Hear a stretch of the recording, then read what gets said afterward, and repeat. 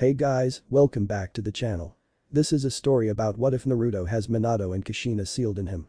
Before I start, please support for more amazing content and do consider subscribing to my channel and share this video with your friends. This is written by Baron Z and link in the description and support writer. Let's start the video. Minato koi, Kushina begged, don't do this to him. Let me seal it back into myself and take it with me into the grave. I'm dying anyway. If we do that, it will just reform in the middle of Konoha in 9 years, Minato protested. I don't like it either, but this is our only choice. Kushina began to cry. She knew how Jinchuriki were treated in other places. The only reason she had gotten off lightly was that very few people knew. That monster Danzu had always been after her. With neither Minato or herself to protect him, would he get his claws on her baby? Seal me inside him too. She commanded. Minato faltered. What? I'm dying anyway. This way I can help him and make sure he can survive. You were planning on using that technique, don't deny it. With neither of us there, he'll need something. Plus, I can teach him his heritage. He's the last Uzumaki, Minato, but without me to teach him, so much will be lost. Minato nodded thoughtfully. Maybe I could seal a shadow clone of myself in him too.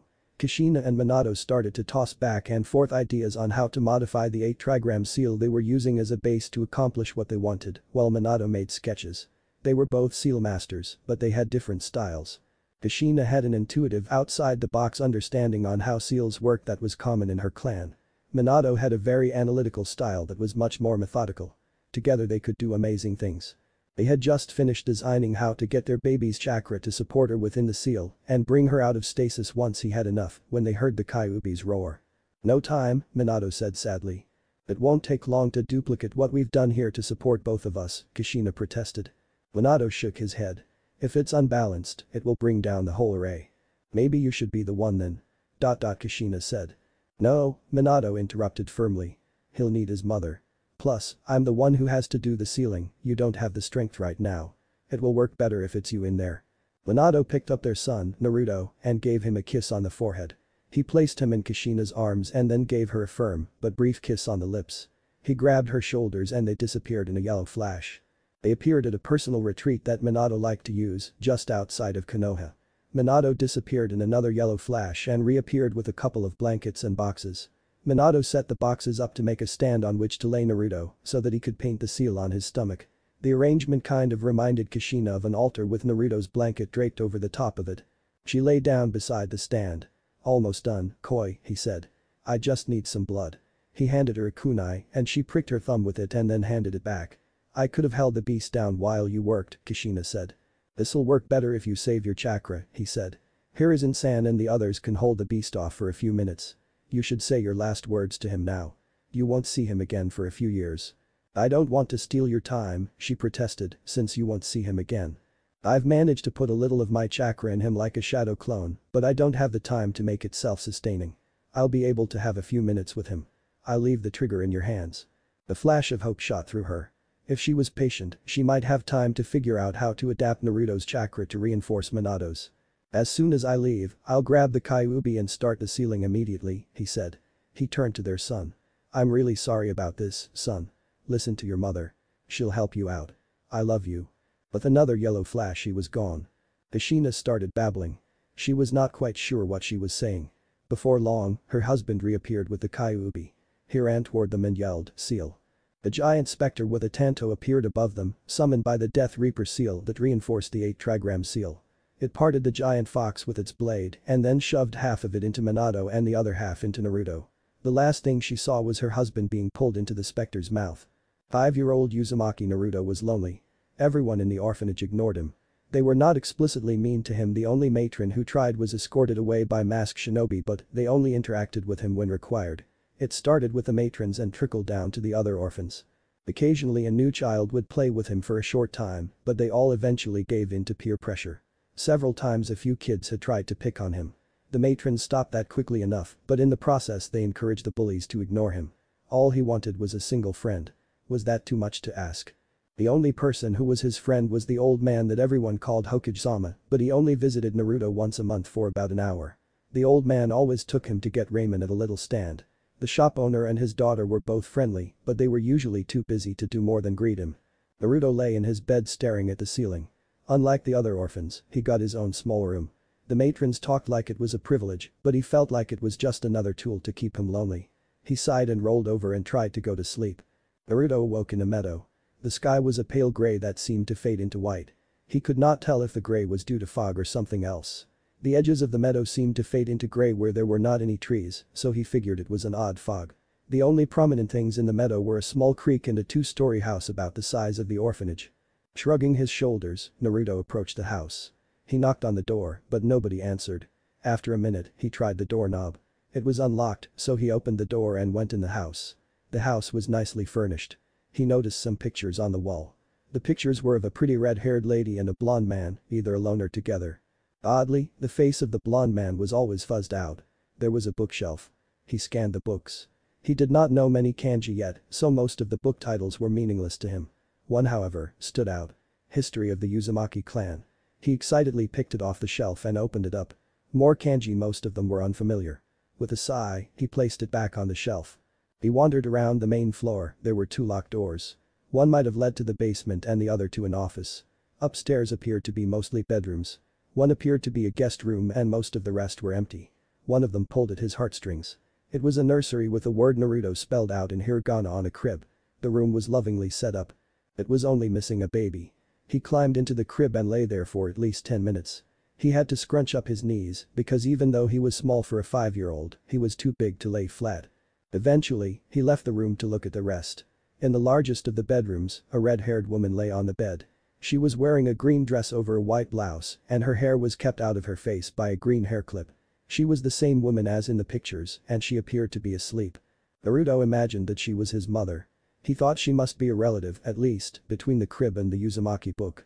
He frowned. This must be a dream.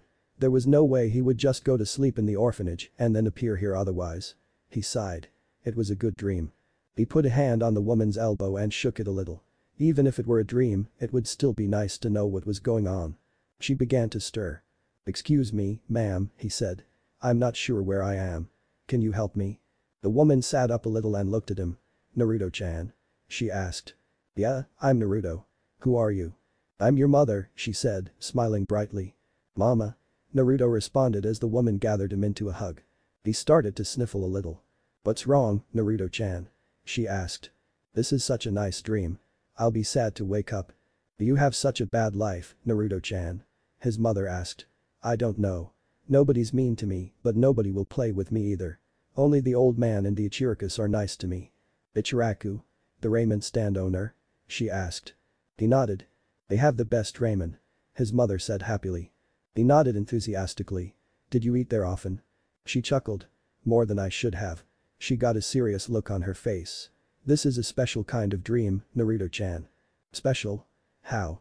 he asked. "I was dying because of something that happened the day you were born. Your father and I made a special technique that put part of me inside you before I died. It took a while for you to get enough chakra to support that piece of me, but now that you do, you can come to this special place in your mind and talk to me. At first you'll only be able to do this while asleep, but eventually you'll be able to enter a special trance to come here whenever you want." "Is Daddy here too?" Naruto asked. She shook her head sadly.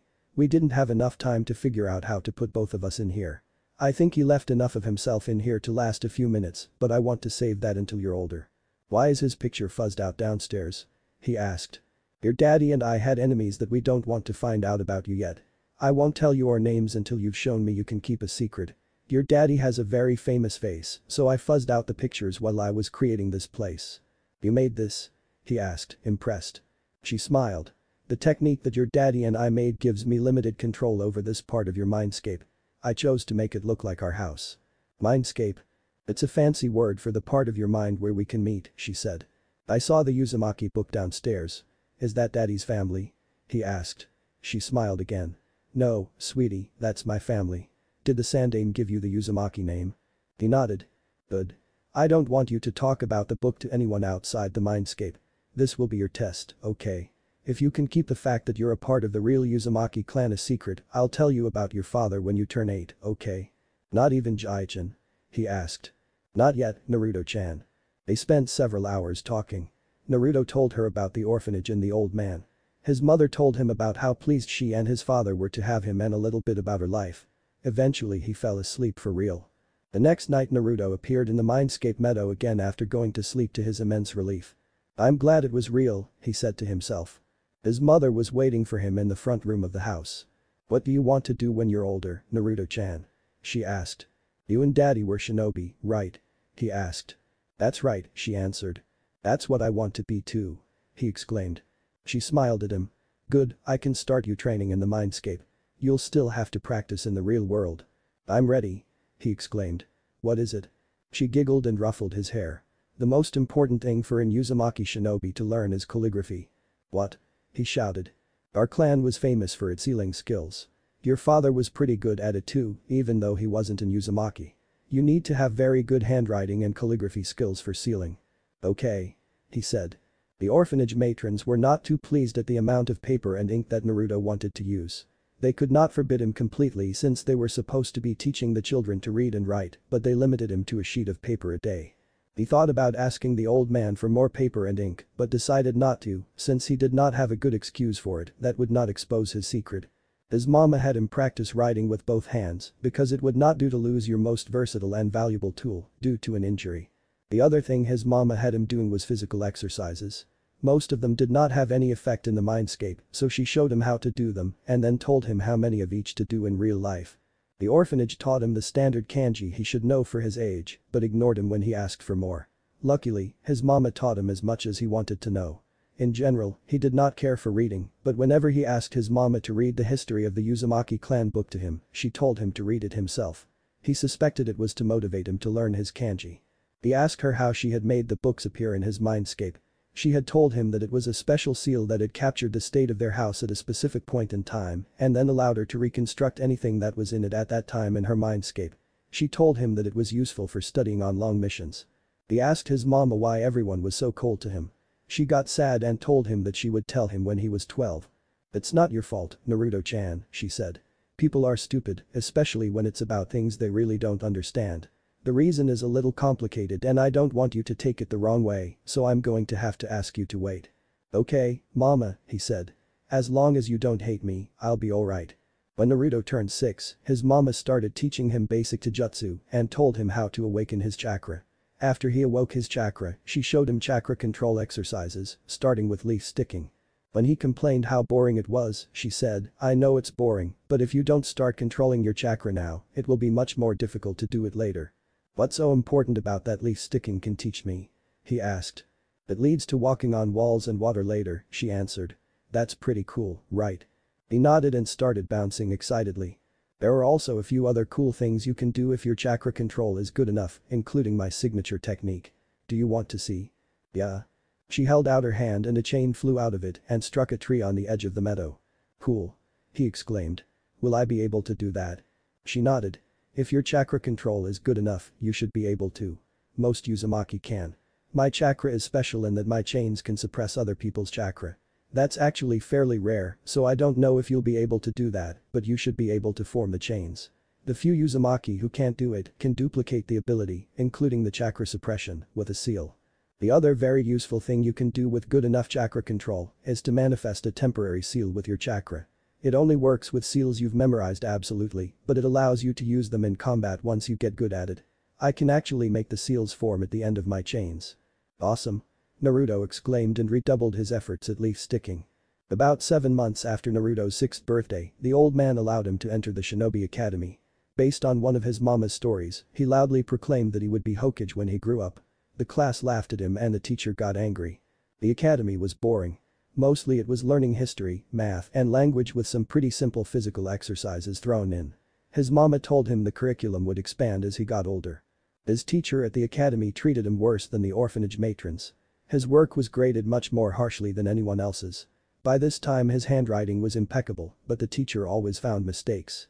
When he asked his mama about it, she explained that she had taught him the Yuzu style, which was slightly different than the Hai style, but that the instructor should not be marking him down for that difference. The few times he tried adding the extra flourishes of the Hai style, the instructor still found excuses to mark him down, so he went back to the Yuzu style. Besides grading his work more harshly, the teacher also ignored him. If he raised his hand or stood up, the instructor didn't see him. If he just spoke his question, he was sent into the hall for disrupting the class. Sometimes he was sent into the hall without doing anything. Despite this, he was in solidly in the middle of the class. He shuddered to think of where he would be if it were not for his mama helping him. He thought about complaining about the unfair treatment to the old man, but decided that whining about only getting average scores was not his style, and he started pranking the teacher instead. His mama confessed that she had been a prankster when she had been in the academy, which only made him redouble his efforts.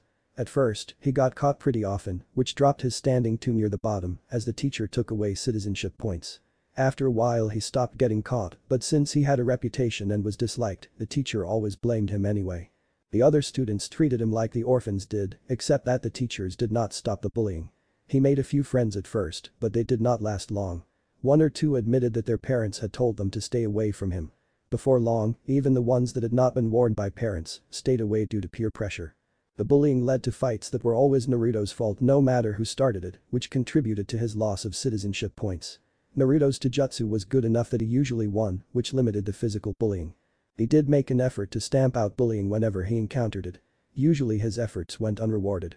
Sometimes he would make a friend for a few days, but inevitably they would succumb to the peer pressure or their parents' wishes. The most notable people he helped were a pink-haired girl who he sometimes saw around the academy and a pale-eyed girl named Hinata who was whisked away by a servant or relative. The pink-haired girl, Sakura, was friendly for longer than normal, but she succumbed eventually. He saw the pale-eyed girl sometimes, but she never approached him. In the second academy year they started basic taijutsu and shuriken practice. Naruto was better than most of the class in both of those due to instruction from his mama, but the instructor usually found a reason to mark him lower than he should have. He did notice that there were some new kids that got moved in from a different class. The only one that stood out was Uchiha Sasuke. Sasuke was the only kid that routinely beat Naruto in taijutsu. Sasuke's main advantage was that he used a more advanced taijutsu style. He was a little bit aloof, but friendly in general. Sasuke was the only kid that did not ignore Naruto. He asked his mama if their clan had an advanced taijutsu style. She told them that there had been several, but that she only knew one of them. When he asked to learn it, she said, "The taijutsu style I know is for women. It wouldn't help you that much, sweetie." "Why not?" he asked. "Women's strength comes from their hips, while men's come from their shoulders. Chakra helps offset this, but chakra multiplies the existing strength. A woman will always get more out of a taijutsu style centered around hip movement. A man can use that type of style, but would get more out of one designed around their upper body. So I could use your style, it just wouldn't be the best style for me?" he asked. "Well," she said, "some modifications would still need to be made. At your age there isn't a huge difference between boys and girls, but starting in a few years there starts to be more differences. These are centered around the fact that a woman's pelvis is shaped differently than a man's. Women walk, run, and kick differently. Women also tend to be shorter and a few other things. Couldn't you change it to work for me?" he pleaded. "Maybe, but it would be better for you to pick one that's more suited to you to begin with. It's too bad, because taijutsu was one of my specialties, but I never learned more than the general basics in my specific style." A few months into the year, Sasuke changed. He was gone from class for a month, and when he came back he was not just aloof, but dark and brooding. From that point, Sasuke started ignoring him and everyone else. Naruto heard rumors that Sasuke's clan had been murdered. He tried to befriend the boy, but was brushed off. When he talked to his mama about it, she took it badly. "Uchiha Mikoto was my best friend," she said. "Itachi-chan did it, he was such a nice boy. It's too bad Sasuke is so unfriendly. Mikoto and I always wanted you two to be friends. I'm kind of surprised she hasn't been active in your life." "I've never seen her," Naruto said. "Ah, probably politics or her jerk of a husband is keeping her away." On Naruto's 8th birthday, his mama told him that his daddy was the 4th Hokage. That made him super excited, since the 4th was his hero. The pictures in the Mindscape house stopped having fuzzy faces. His mama emphasized the importance of keeping the secret since there were many in Iwa and Kumo that hated his daddy and would take the opportunity to take revenge through him. She told him there were even a few in Konoha who did not like his daddy, but he found it hard to believe since his daddy had saved Konoha several times. This made him even more determined to be the best Hokage ever. In the 3rd academy year, they learned kunai throwing and more taijutsu. In the 4th year they awakened their chakra, if they had not already, and learned leaf sticking. If Naruto had not already done so, it would have been difficult as the teacher always sent him out during the explanations on the chakra control exercise and why it was important. In the 5th year they started to learn their first ninjutsu, the clone technique. Despite having good chakra control, Naruto could not do it. When he asked his mama about it, she said, although it's classed as a ninjutsu, the clone technique is actually a genjutsu. Uzumaki typically have trouble with ninjutsu due to our dense chakra and high chakra reserves, especially jinjutsu with small chakra requirements. I could never do the clone technique unless I made at least 20 clones. Should I do that? Make a bunch of clones? He asked. I would not recommend it, she said. From what you've told me of your teacher, he would just keep failing you until you could make just one and would look for more ways to sabotage you. I think this will actually be a good test as to whether your teacher actually cares about you. If your teacher actually helps you figure out why you can't do the clone technique, he's a good teacher. I already know my teacher hates me. Naruto said. I don't see him changing his mind. Eventually you'll get a new teacher once enough kids drop out and they merge classes. His chakra reserves kept expanding. This did not help make clone any easier. To counter that, his mama taught him how to climb trees with chakra. In the latter part of the 5th year, the class learned the disguise technique. The teacher tried to stop Naruto from learning the new ninjutsu because he had not learned the clone technique yet. He was able to figure out how to do it by spying on the other kids. He picked up the technique without too much difficulty. He was a little surprised at how easy it was since he thought it might really be a jinjutsu too. Disguise was easy for me too, his mama admitted. Much easier than I thought it would be since clone always gave me trouble. They're actually somewhat similar techniques, although disguise takes more chakra. Naruto practiced disguise extensively since it was the only ninjutsu he knew. The amount of chakra it took depended on the complexity of the change. Since he had more chakra than his classmates, he did not have any problem changing into almost anything. If he changed his size there was a chakra cost to keeping the technique going, but if it was something his own size, it cost nothing or almost nothing to maintain. His mama also started teaching him the basics of sealing theory. This included the characters used in seals and how the geometry of the seal influenced how the characters related to each other. She had him make some basic seals that changed color when chakra was added to specific characters. On his 10th birthday, he complained to his mom, "My taijutsus hit a plateau. I'm not getting any better." "Do you know why?" his mom asked. "Nobody to spar with except you and that's here," he said. "Fighting in the real world is different. I know all your low-level tricks and if you go all out, I can't even touch you. Sparring against only one person not at my level doesn't really do it for me." "What about at school?" she asked. "I'm better than anyone in my class except the Uchiha and I only get put against him about once a month. The teacher and his aide both ignore me. I'm not really learning any taijutsu at school." She said. "It is your birthday.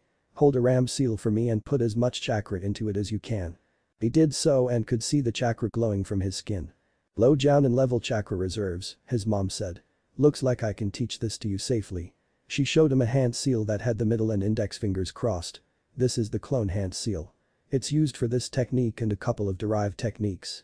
"The clone technique? Is this going to be as awful as the other one to do?" he grumbled. She smirked at him. "Just wait and see." She had him practice making the seal for half an hour. "You'll need to practice the hand seal in the real world for a bit to make sure you can do it consistently," she said. She stood across from him. "Let me demonstrate it to you, then I'll tell you how to do it. This is the shadow clone technique." She made the hand seal and then a secondary deed formed beside her. It makes solid independent clones. They're somewhat fragile. A good hit will disperse them, but they're pretty useful. They know everything you do and can perform techniques. You also get all their memories when they disperse, so you can use them for scouting and studying. I would just be careful in that if you disperse too many at once, you can get a headache or worse. "That does sound useful, but how will they help me with taijutsu if they're fragile?"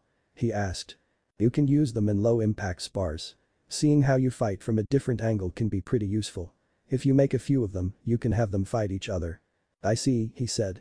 "It'll be better than what I have right now, at least." She smirked. "This is actually my favorite technique after my adamantine sealing chains.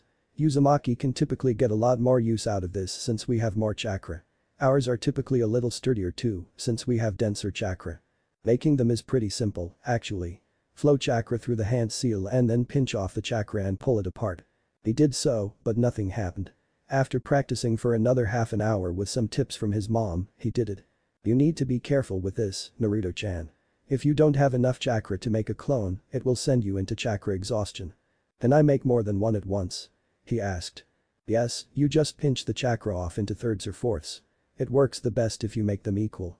There's a shortcut for making lots at once, but I'm not going to teach you that yet since it's actually pretty dangerous. You can die if you try and make too many. I don't want you to make more than 5 shadow clones at once for now, okay?" "Okay, Mom," he said. An idea struck him. If they remember what I do and can use chakra, can they be used to learn ninjutsu? She smiled. They can, sort of. You only learn from them when they dispel, so if you have a bunch of them doing things exactly the same, you won't learn much because they'll make the same mistakes. If you have them working on different parts of a technique though, it could help. Where they really shine for training is in chakra control exercises.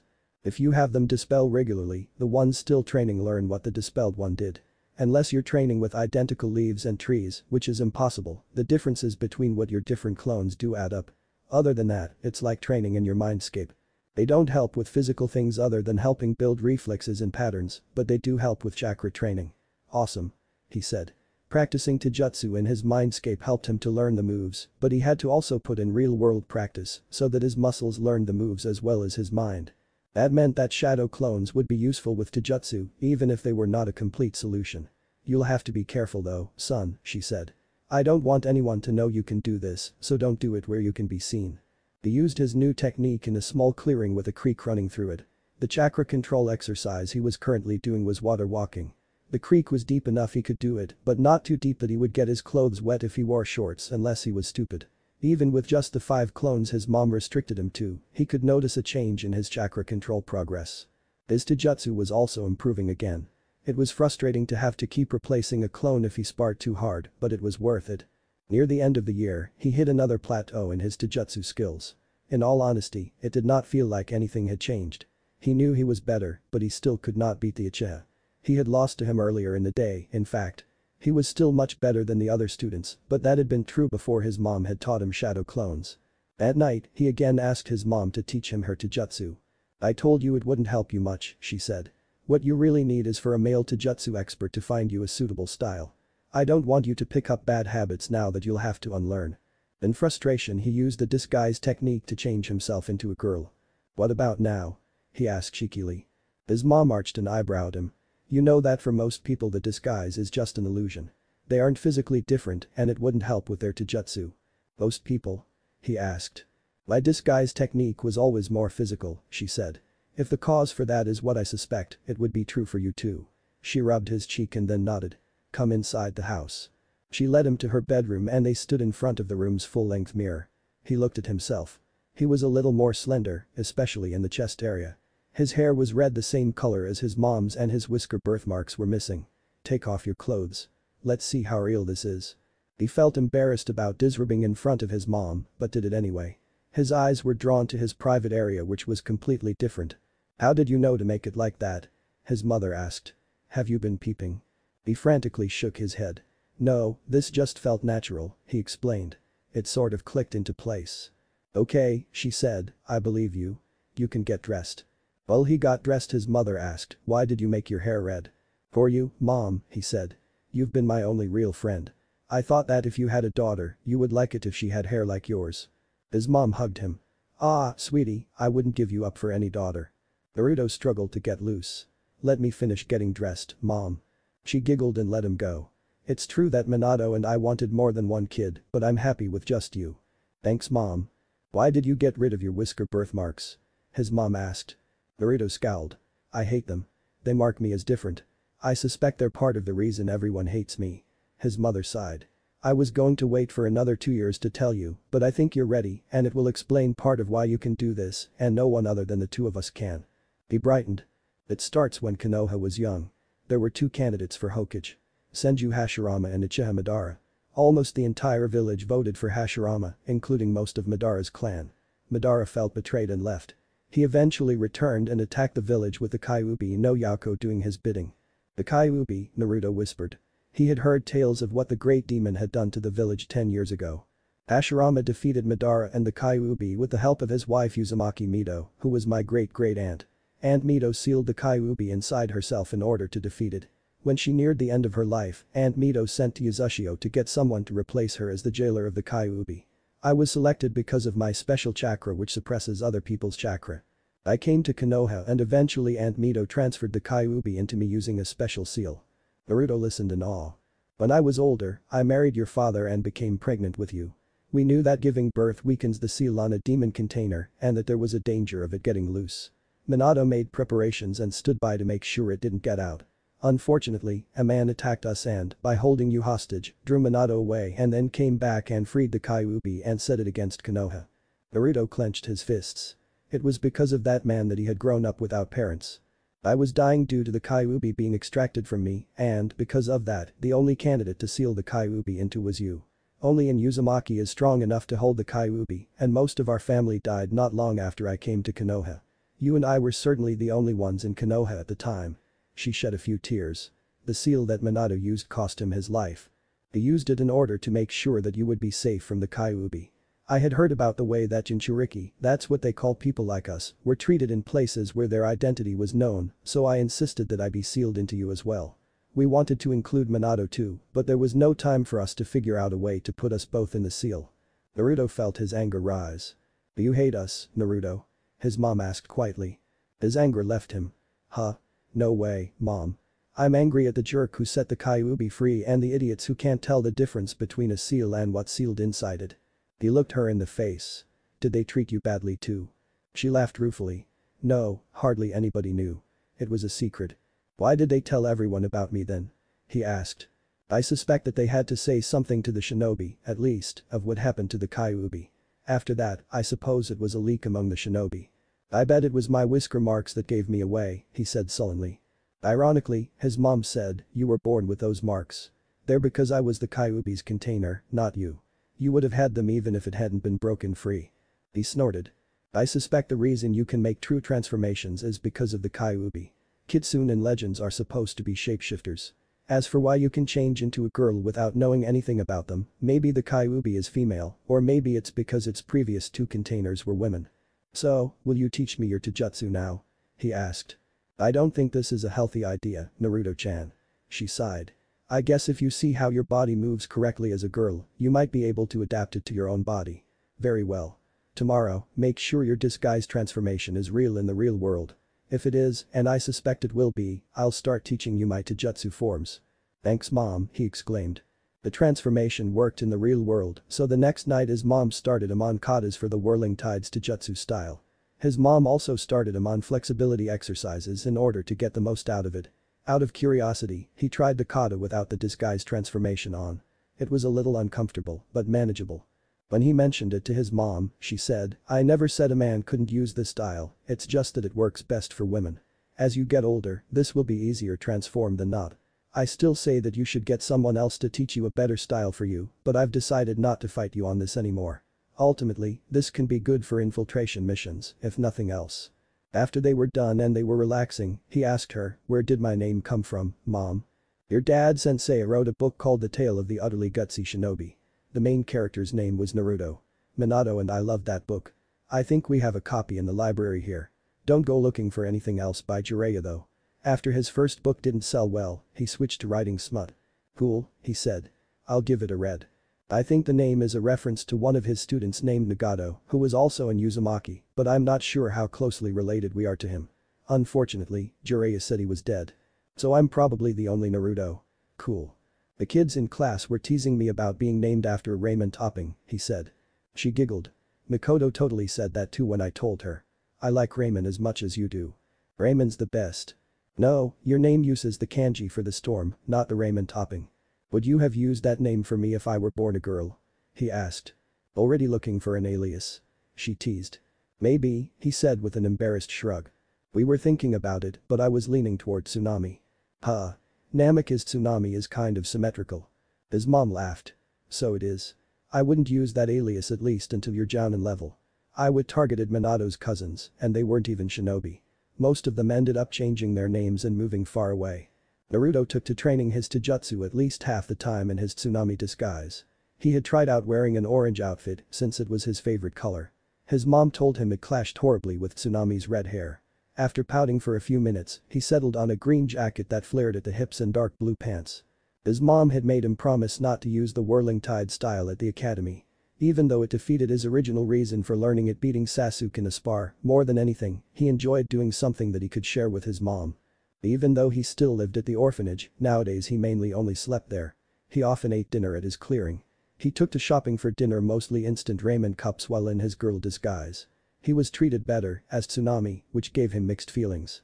About a month from the end of the school year, he was practicing in his clearing as Tsunami when he suddenly felt something was wrong before he blacked out. When he awoke he found himself strapped to a chair.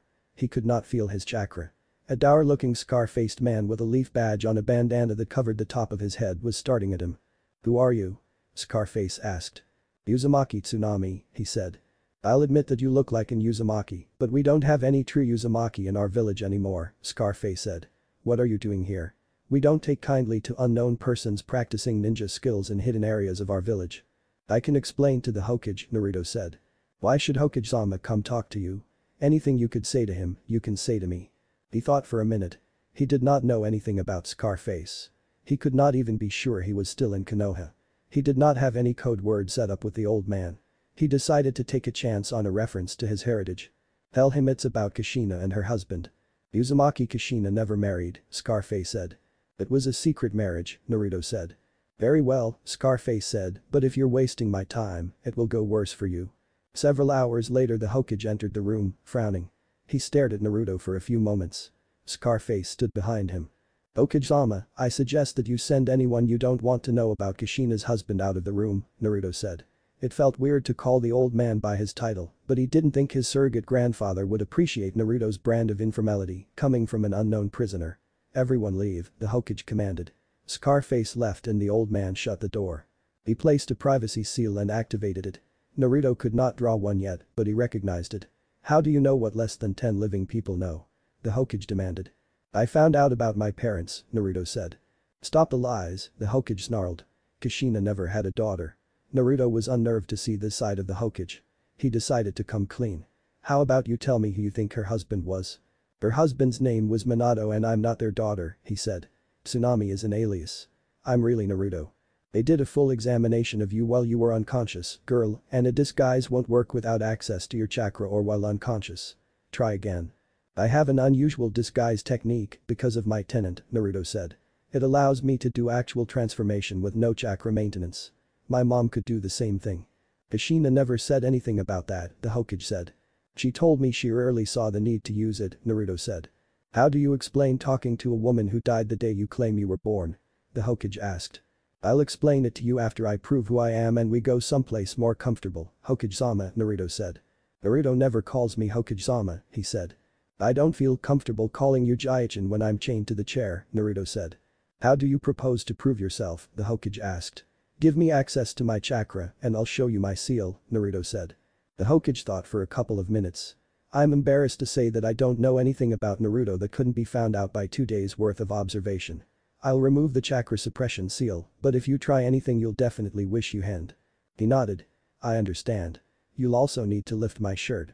This would be easiest if I could make a ram seal, but I'll understand if you don't want to free my hands." The Hokage removed a seal tag from his back and then lifted his shirt with one hand. "Go ahead and flare your chakra gently."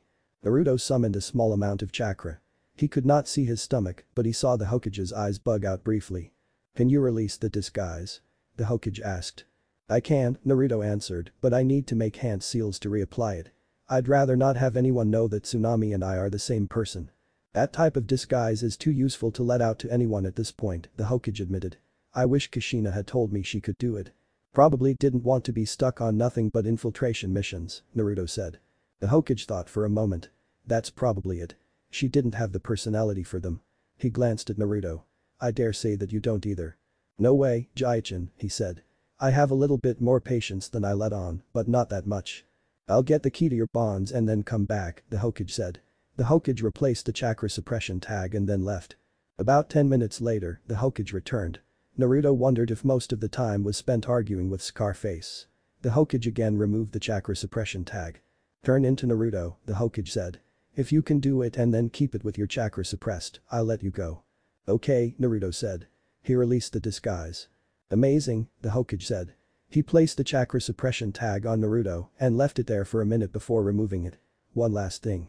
Tell me how you know what you know." Naruto sighed. "My mom talked my dad into sealing her into me since she was dying. She appeared in my mindscape when I was 5.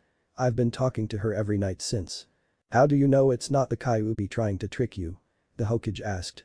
"I wouldn't think the Kyuubi is capable of faking motherly love without trying to poison me against Konoha for 5 years unless it's really misunderstood," Naruto said. "Mom did give me something to say to you to prove it was her if you ever found out." "Go on," he said. She said to mention the 6 bowls of Ichiraku ramen she extorted from you for not telling Bawako about the orange-covered books hidden in your desk.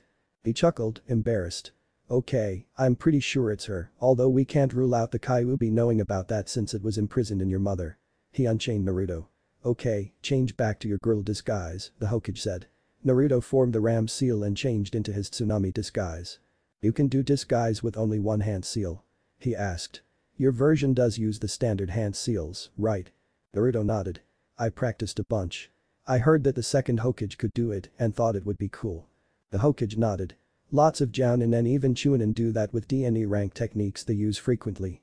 In fact, it's strongly encouraged for a Jounin to be able to do a replacement technique without using any hand seals at all. What was extraordinary about the second was that he did it with B and A rank techniques. The Hokage paused. The reports from the academy say that you're very poor in everything. Why is that? Naruto snorted. The teacher hates me. He marks me lower in everything and then docks my overall score for misbehaving even when I don't. The old man looked stricken. Naruto. Why didn't you tell me? I would have fired the idiot and gotten someone better. Naruto rolled his eyes.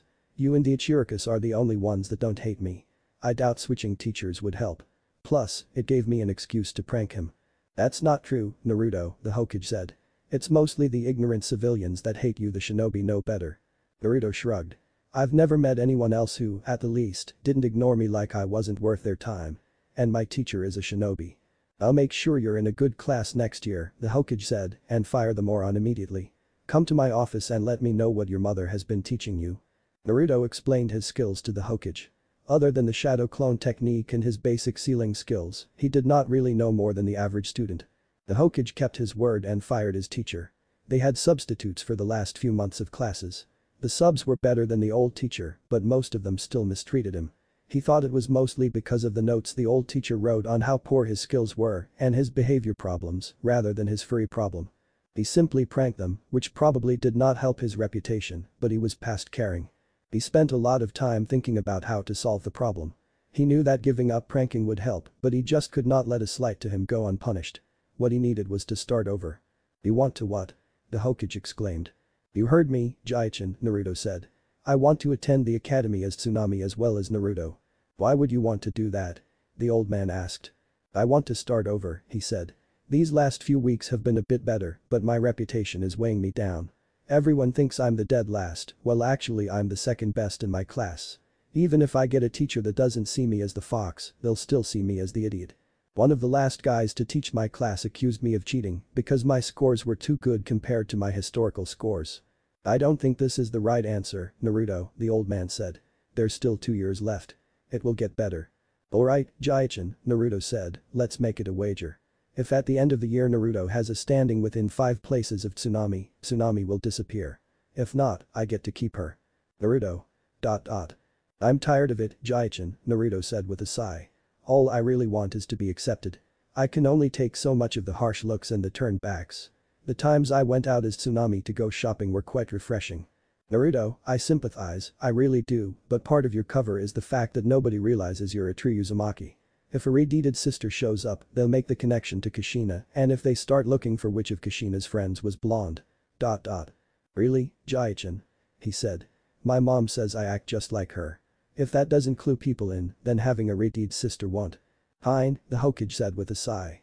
If you can convince your mother and you can do seal less and smoke less replacement and disguise techniques by a week before the next school year starts, I'll let you do it.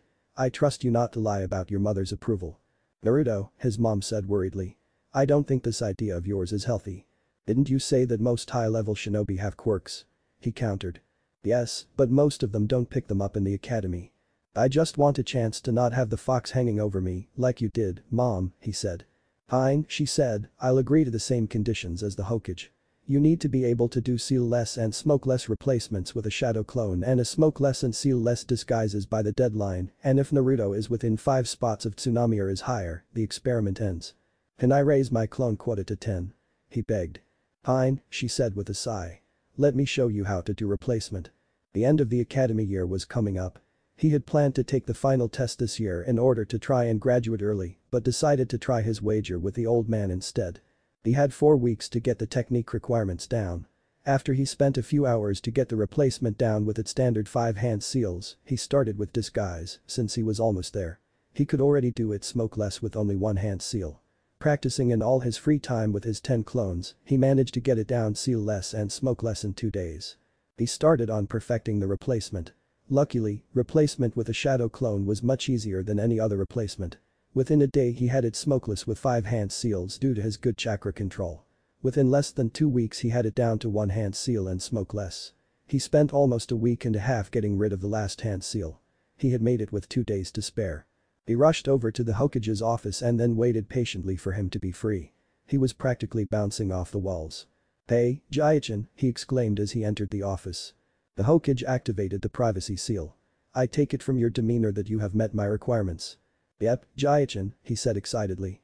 "With 2 whole days to spare." The old man sighed. "I'll make the arrangements. Let me tell you the rules. You have to switch off which is the real you and which is the shadow clone. You can't hide as Tsunami all the time. You need to switch every school day. The only exception is in Taijutsu spars, the real you has to participate in each spar. This is why I made the requirement for seal-less and smokeless replacements." "What if we have a spar at the same time or if we have to spar with each other?" Naruto asked. "I'll make you a note saying you're allowed to watch each other spar, telling the teachers not to schedule them at the same time. For the other, we typically don't have the boys and girls spar." "I've noticed that, Jaya-chan," Naruto said, "but isn't that kind of counterproductive? I mean enemy shinobi aren't going to accommodate that kind of arrangement." The old man sighed. "Yes, it is. It's one of the accommodations towards the civilian children that have crept in. I haven't had time to fix it yet, so I've been leaving it to the Jounin senseis to fix, for now." "Can we get a place to stay other than the orphanage, Jaya-chan?" asked Naruto. "That's one of the things I would like to escape." "Why?" the Hokage asked. "Do they treat you poorly?" "They aren't physically or verbally abusive, if that's what you're asking," Naruto said. "They just continually ignore me unless it's a requirement to interact with me. If I'm going to be lonely, I'd rather actually be by myself rather than in a group." "What about food?" the Hokage asked. "I rarely am there for food anymore," Naruto said. "I usually make my own arrangements for food." The Hokage sighed. "Very well. I'll set up one of Jiraiya's apartments for the 2 of you." "My missing godfather, eh?" Naruto said. "Don't judge Jiraiya too harshly, Naruto-kun," the Hokage stated. "I asked him to stay away until you became an official shinobi in order to not draw attention to the fact that you look an awful lot like your father." Naruto frowned. "Okay, Jaya-chan. Thanks for humoring me in my experiment." New eyes. Naruto went to the academy as Tsunami the first day. Both of him were in a new class together. Sasuke was also in the class as were a few others from his old class. Sakura, the pink-haired girl, and Hinata, the pale-eyed girl, were both in his class too. The other kid that stood out was a boy with red marks on his cheeks who walked around with a puppy on his head. The first day went better than school usually did. The teacher treated everyone the same, although Naruto, watching as Tsunami, could tell that he was wary of Naruto. The teacher's aide was very friendly although when the Naruto clone was not looking, he sent hateful looks his way. Tsunami wrote left-handed so that their handwriting would look different. Naruto was grateful that his mom had made him become good at writing with both. Most of the kids treated Naruto like kids always had, the exceptions were the boy with the dog, Inuzuka Kiba, a lazy-looking boy with a pineapple haircut, Nara Shikamaru, and a large boy with swirls on his cheeks, Akamichi Chouji. There was another boy in the class who was also a loner, Aburam Shino. Shino did not really ignore him like kids usually did, he was just very polite and aloof to everyone. He hung out with Shikamaru and Chouji sometimes, but they did not seem to want to do anything but look at clouds, so he found them pretty boring. At other times he hung out with Kiba, but Kiba was too bossy to be around all the time. At this age, the boys and the girls had segregated themselves. Yamanaka Ino, a loud blonde girl, pulled Naruto as Tsunami into her orbit. Ino was friends with Sakura. Both of them did not care for Naruto in his real form, but it seemed to be mostly because they found him loud and obnoxious. Naruto found that he liked the girls, but that he could only take so much of them. Ino and Sakura mainly wanted to talk about boys, and they both quickly settled on Sasuke as the most desirable of them. When Ino and Sakura got too much for him as Tsunami, he sought out Hinata. Hinata was friendly, but very shy. She did ask him a few questions about his brother, but spent a lot of that time red-faced and stuttering. When Ino and Sakura's fawning over Sasuke and Hinata's shyness got too much for him, he sought out his other self, who was usually tired of Shikamaru and Chouji's laziness and Kiba's bossiness by that time. As far as schoolwork went, Naruto noticed a pattern. Tsunami quickly assumed a position near the top of the class. She floated between number 4 and 6, switching positions with Ino and Hinata, but consistently behind Sasuke, Shino, and Sakura. Naruto, however, found himself at dead last, which was lower than he was in his old class. Part of that was due to the people who had been worse dropping out, but mostly it was due to sabotage and the fact that a lot of the standings depended on the written tests, since there were more of them than the practical ones. His tests were different than Tsunami's, and his shuriken and kunai frequently bounced off the target. When he complained to the teacher said he would look into it, but nothing ever happened. He did pretty well in his taijutsu spars against most of the boys. Sasuke still always beat him. Kiba usually beat him, and Choji sometimes did. In fight against the teacher's aide, however, the aide seemed to fight him harder than he did anyone else. Afterwards he always seemed friendly with a better luck next time, but Naruto knew better. He thought about talking to the old man about it but decided to stick to their wager. Occasionally, when it got too boring, he would start a fight with his clone over who would be Hokage. He would always win, of course, regardless of whether he was Tsunami or himself. The big new skill they learned this year was replacement, which Naruto had just learned with his mom's help. Naruto still could not do the normal clone technique. He asked a teacher about it, but there were always 2 students who appeared and started badgering him whenever Naruto tried to get help from him. Naruto suspected that the aide was paying them off somehow, based on how he looked whenever it happened.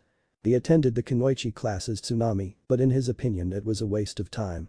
Most of it had to do with things like flower arranging that were only valuable for infiltration missions. Despite the aptitude that his special disguise technique would give him for those, he had no desire to specialize in them. Naruto eased up on the classroom pranks because he did not want to foul the wager with the old man. He did not stop completely, however, because he found it fun. He was still never caught, but he got the blame every time because of his reputation. In his mindscape, his mom taught him chakra sensing using the mind's eye technique, in addition to teaching him whirling tides taijutsu and seals.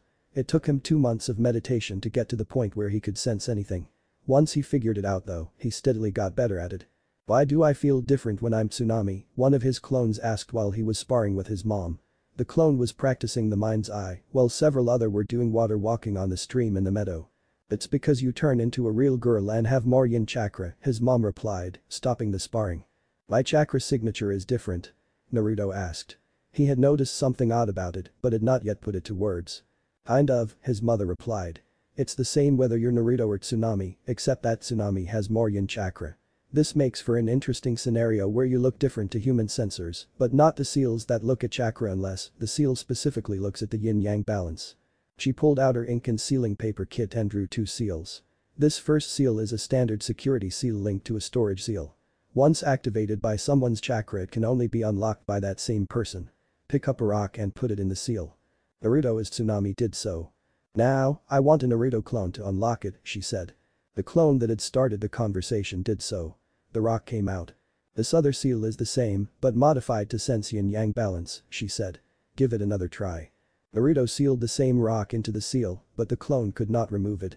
"Why don't all security seals check for yin-yang balance?" he asked. "Because it's not stable," she said. "Most people's yin-yang balance changes over time. Puberty affects it. So does menopause for women. But even outside of those, everybody's changes slightly over time.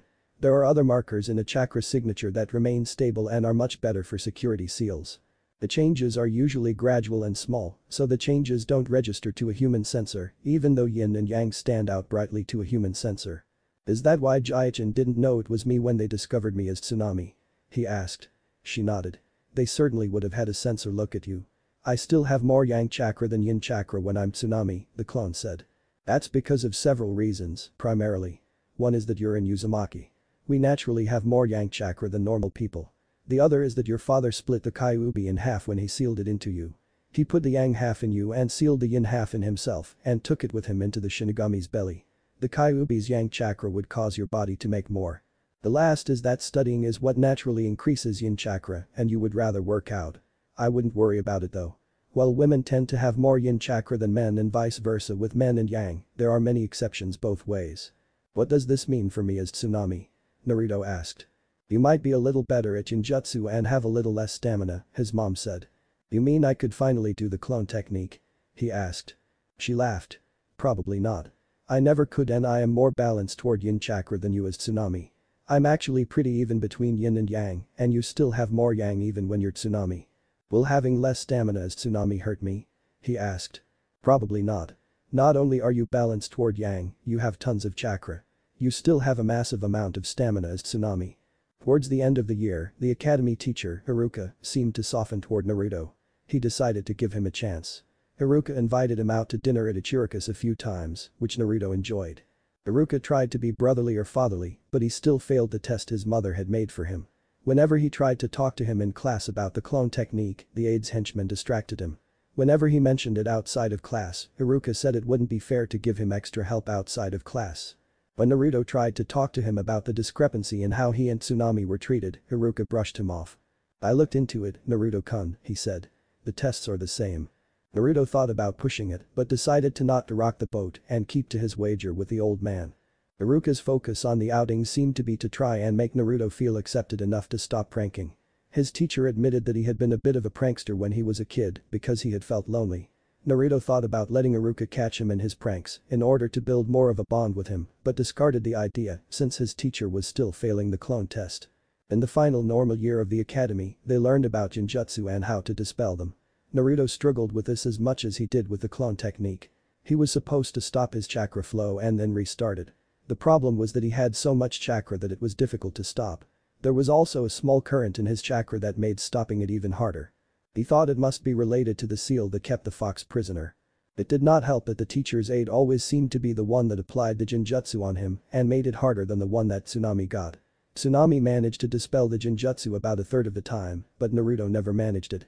In his mindscape, his mom taught him another method for dispelling Genjutsu. By flaring his chakra, he could force the foreign chakra out of him.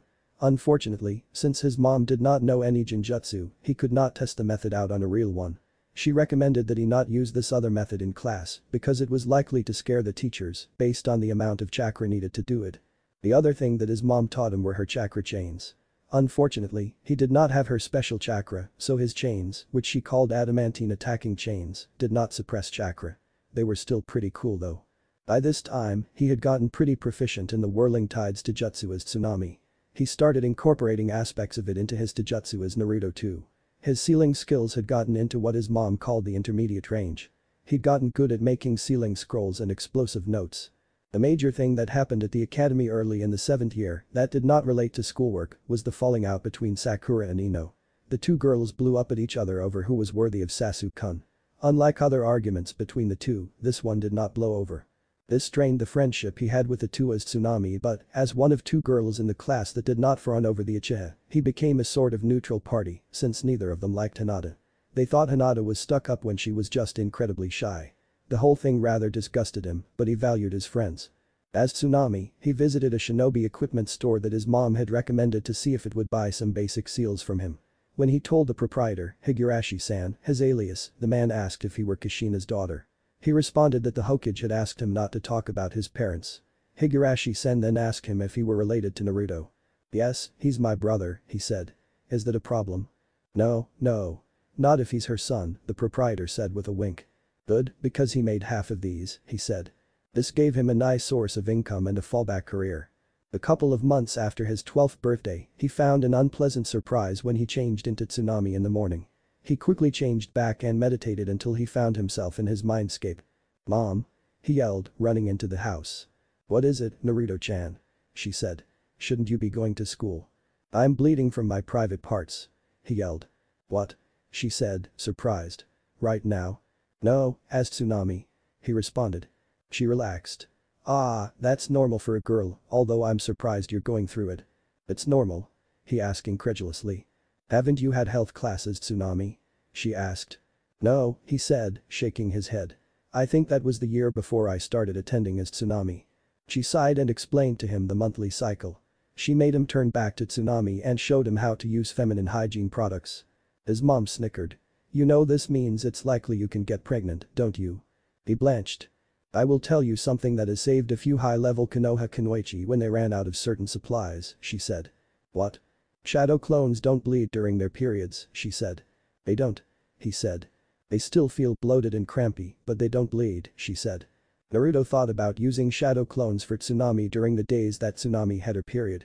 I know what you're thinking, his mom said, but remember your deal with the third. No cheating. He pouted. His mom hugged him. It'll be okay. Half the world deals with it. You can too.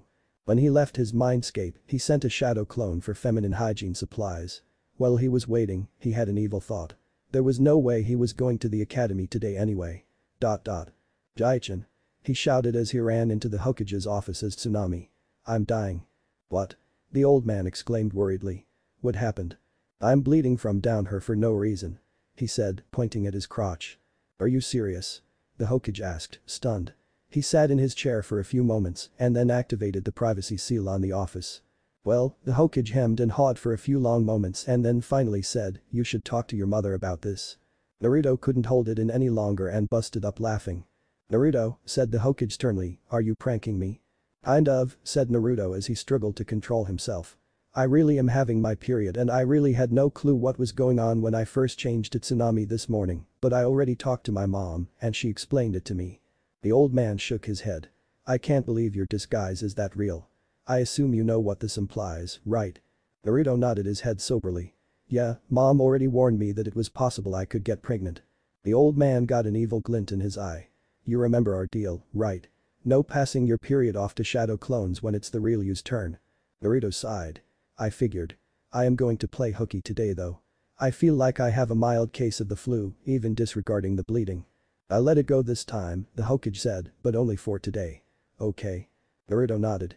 By the end of Tsunami's period, Naruto stopped thinking of himself as male when he changed into her. The period was disgusting and unpleasant, but it was a sort of rite of passage. Naruto felt like he was not pretending to be a girl anymore. His outlook did not really change. Tsunami was a huge tomboy and she did not like the girly things that Sakura and Ino occasionally tried to talk her into doing. The day of the Genin exam was a Naruto day. The teacher's aide was up to his old tricks. The questions on the written exam were too difficult. Most of the kunai and shuriken bounced. Naruto was eliminated quickly in his spar against the aide. He could not dispel the Genjutsu, which he guessed was B rank rather than the E rank everyone else got. He did do well in the physical condition portion of the test, but doubted that would be enough. He was waiting for his ninjutsu test when he saw that the clone that had spent most of the day as Tsunami had her new leaf badge, so he knew he would be able to become a shinobi, even if he as Naruto failed. He had happened to draw the last spot, but he thought that was the aides doing in order to prolong the agony. He successfully did a replacement and disguise, but his clones looked half dead.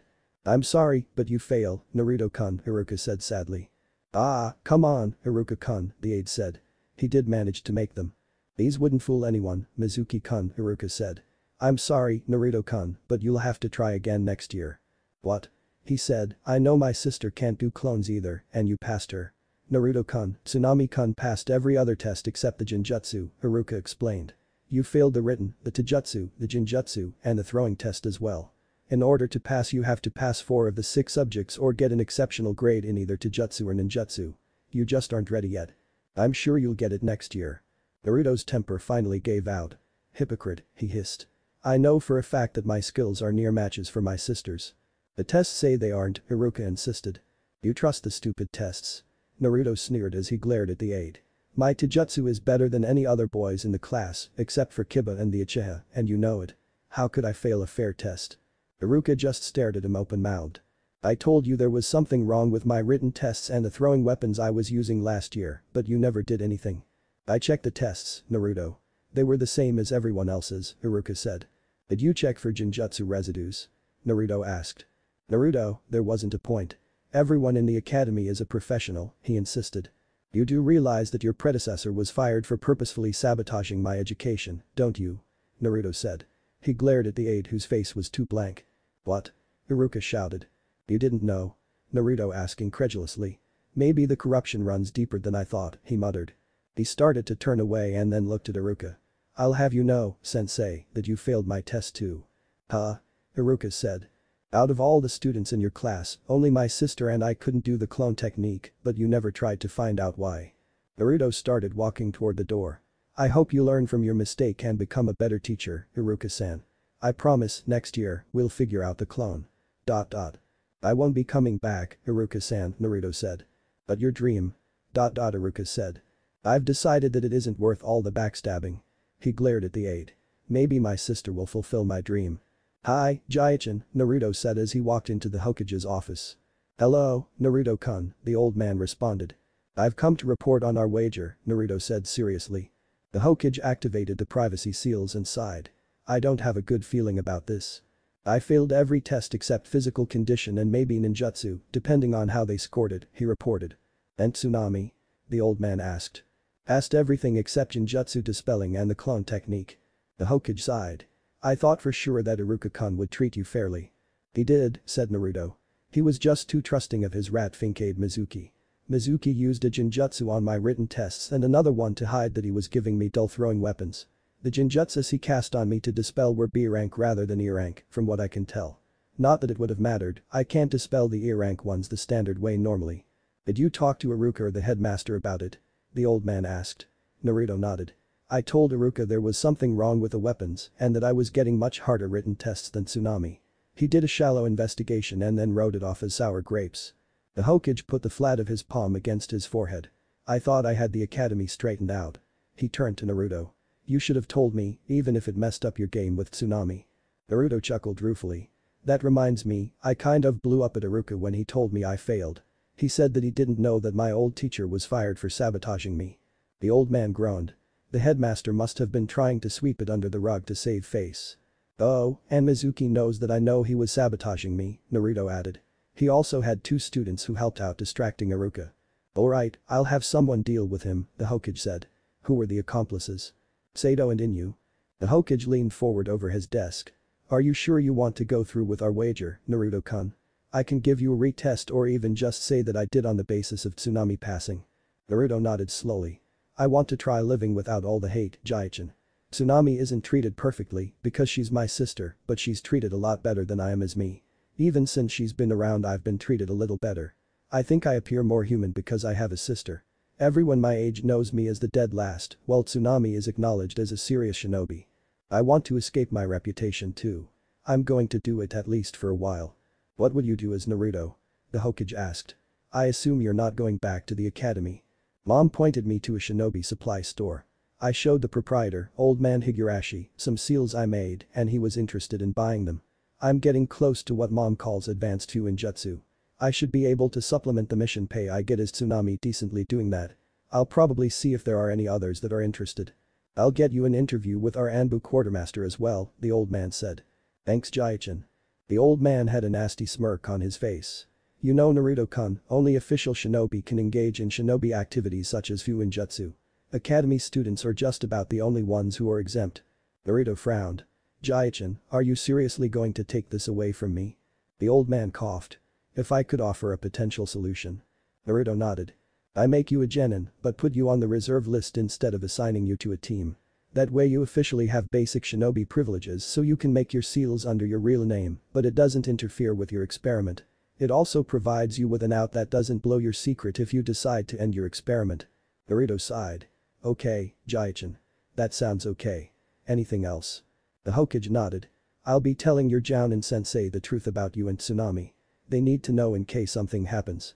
Also, give your team a real overview of your abilities, but ask them not to spread it around. I'd like to keep the fact that you're Kushina's child obscure to the general population for as long as we can. Naruto grimaced.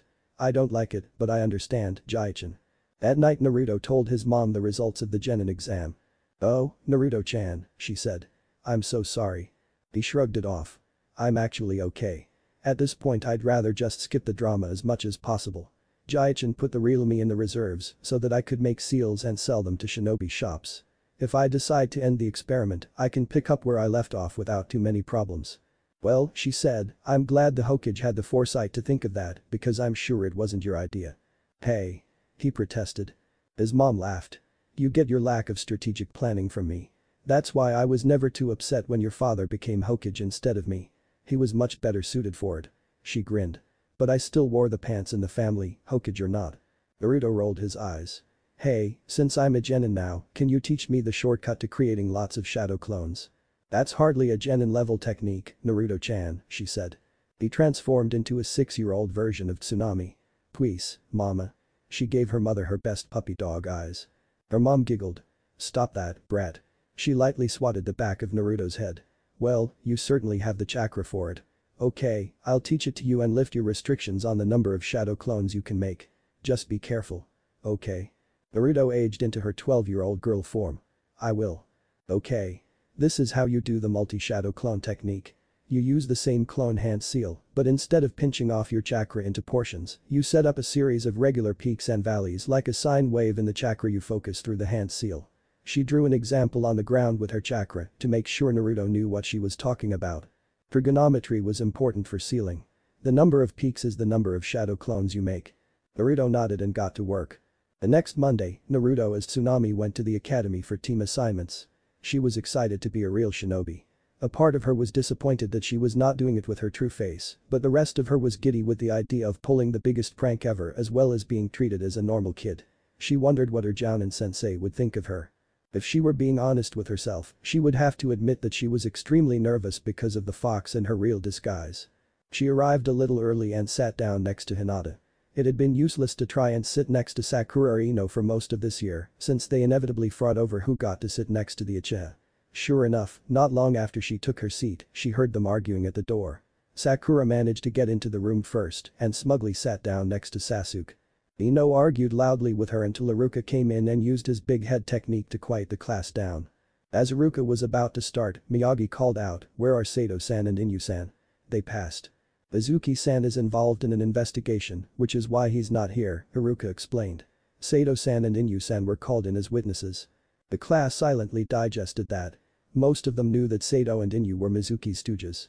Naruto was pleased to hear that Mizuki was getting his just desserts. Iruka gave a speech on the responsibilities they now had as genin and how important their teammates were to their success. He wished them luck. Tsunami noticed that he would glance at her with a guilty look occasionally. He wondered if that was from the chewing out she gave him as Naruto or if the Hokage had also talked to him.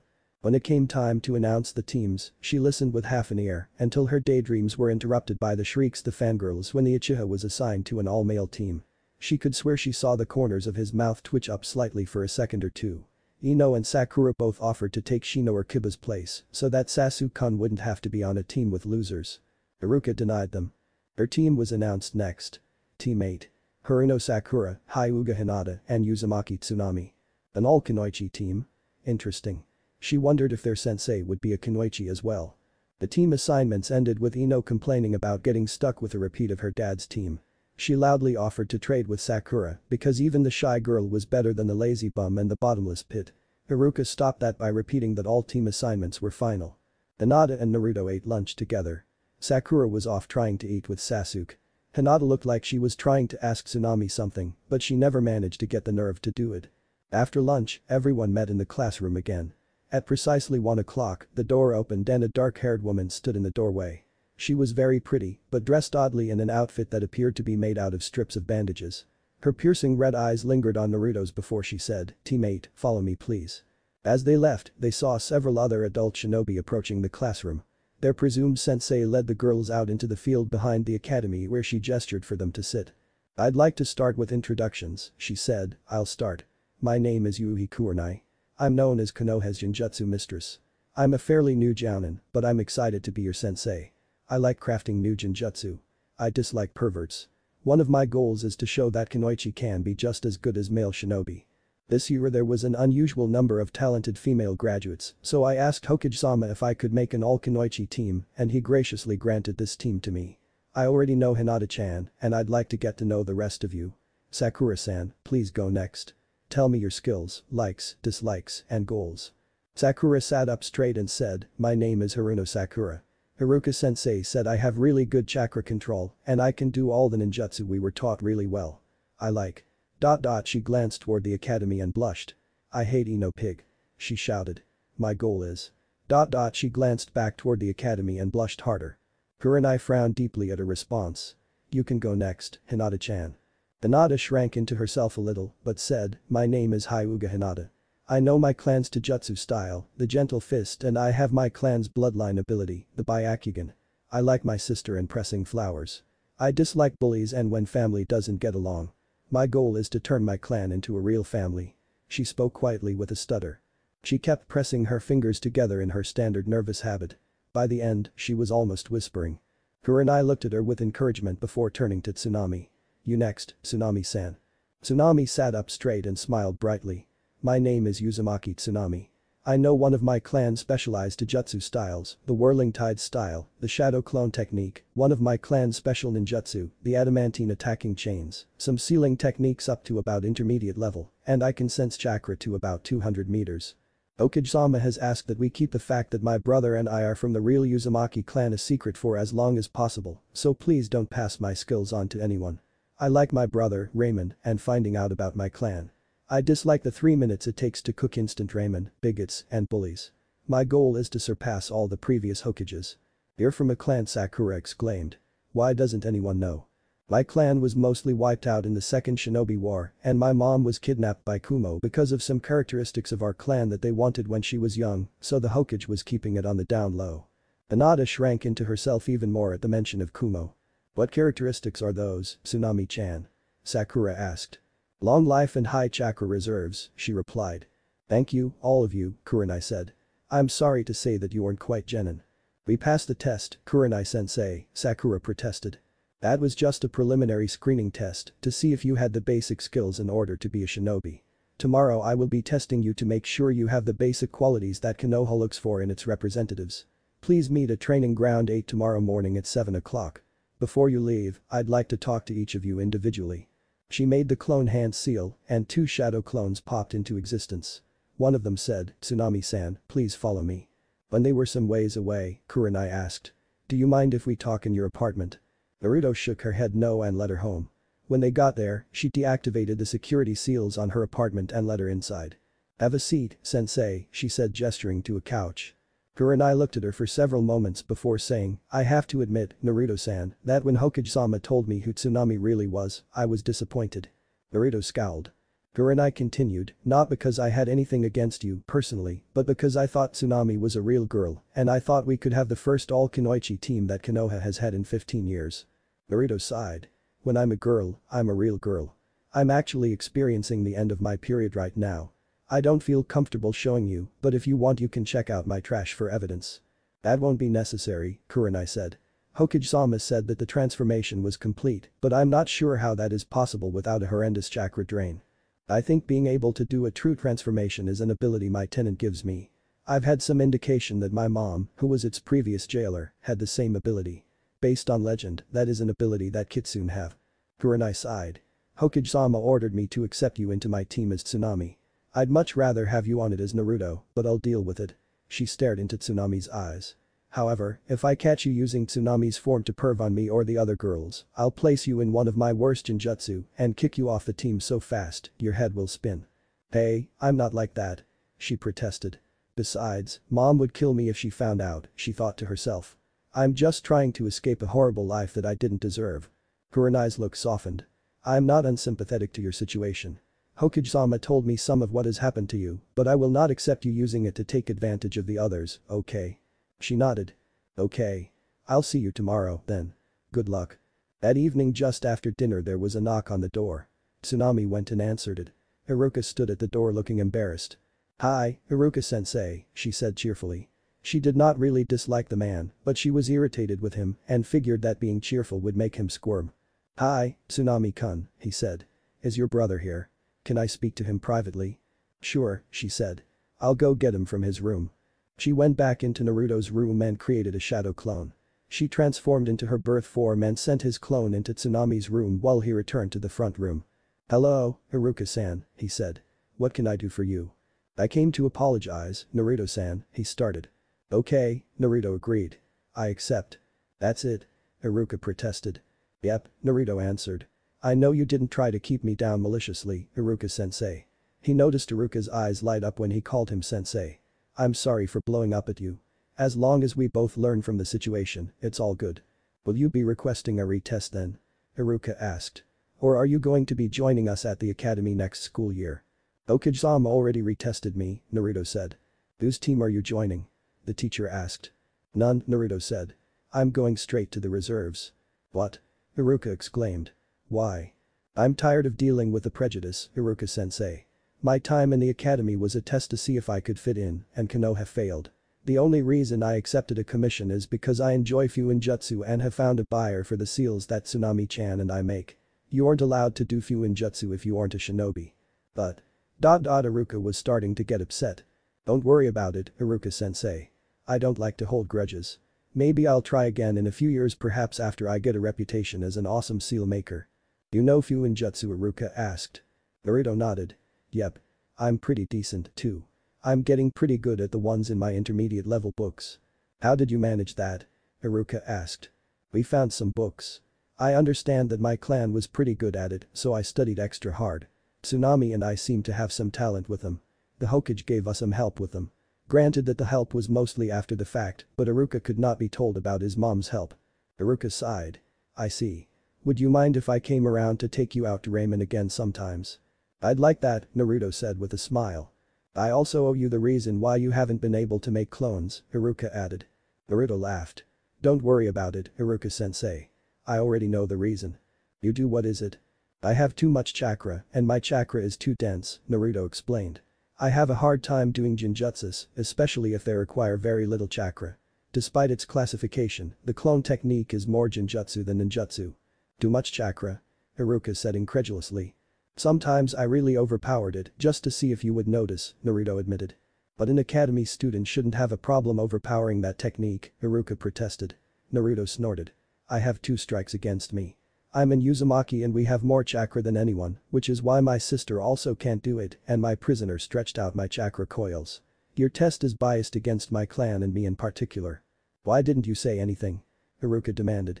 I told you it was a test, Naruto said. I may be a bit of a clown, but I'm not stupid enough to bull my way into an organization where I'm not wanted. The academy isn't representative of Konoha's shinobi, Iruka protested. It's staffed by Konoha's shinobi, isn't it? Naruto countered. But, like I said, I'll probably give Konoha's shinobi another chance at some point. Iruka sighed and stood up. Take care of yourself, Naruto-kun. I'll keep in touch. You too. Thanks for stopping by and for the apology, Iruka-sensei, Naruto responded. Give my best wishes to your sister as well. A couple of hours later there was another knock on the door. When he answered it, a silver-haired man in a standard Konoha shinobi outfit was there. The man wore his leaf badge on his forehead and had it slanted so it covered one eye. He wore a mask that covered the lower half of his face. Naruto recognized his chakra as belonging to the dog Anbu that had sometimes guarded him or the Hokage when he was younger. Hello, Naruto-kun, he said. Can I come in and talk to you? Sure, Naruto said and pointed him toward the front room's only sofa. My name is Hada Kakashi. I was supposed to be your Jounin sensei. Naruto recognized the name from his mom's stories. He raised an eyebrow. I wasn't aware that I was expected to graduate. Okage-sama told us you were much better than the academy reported and left a spot open for you.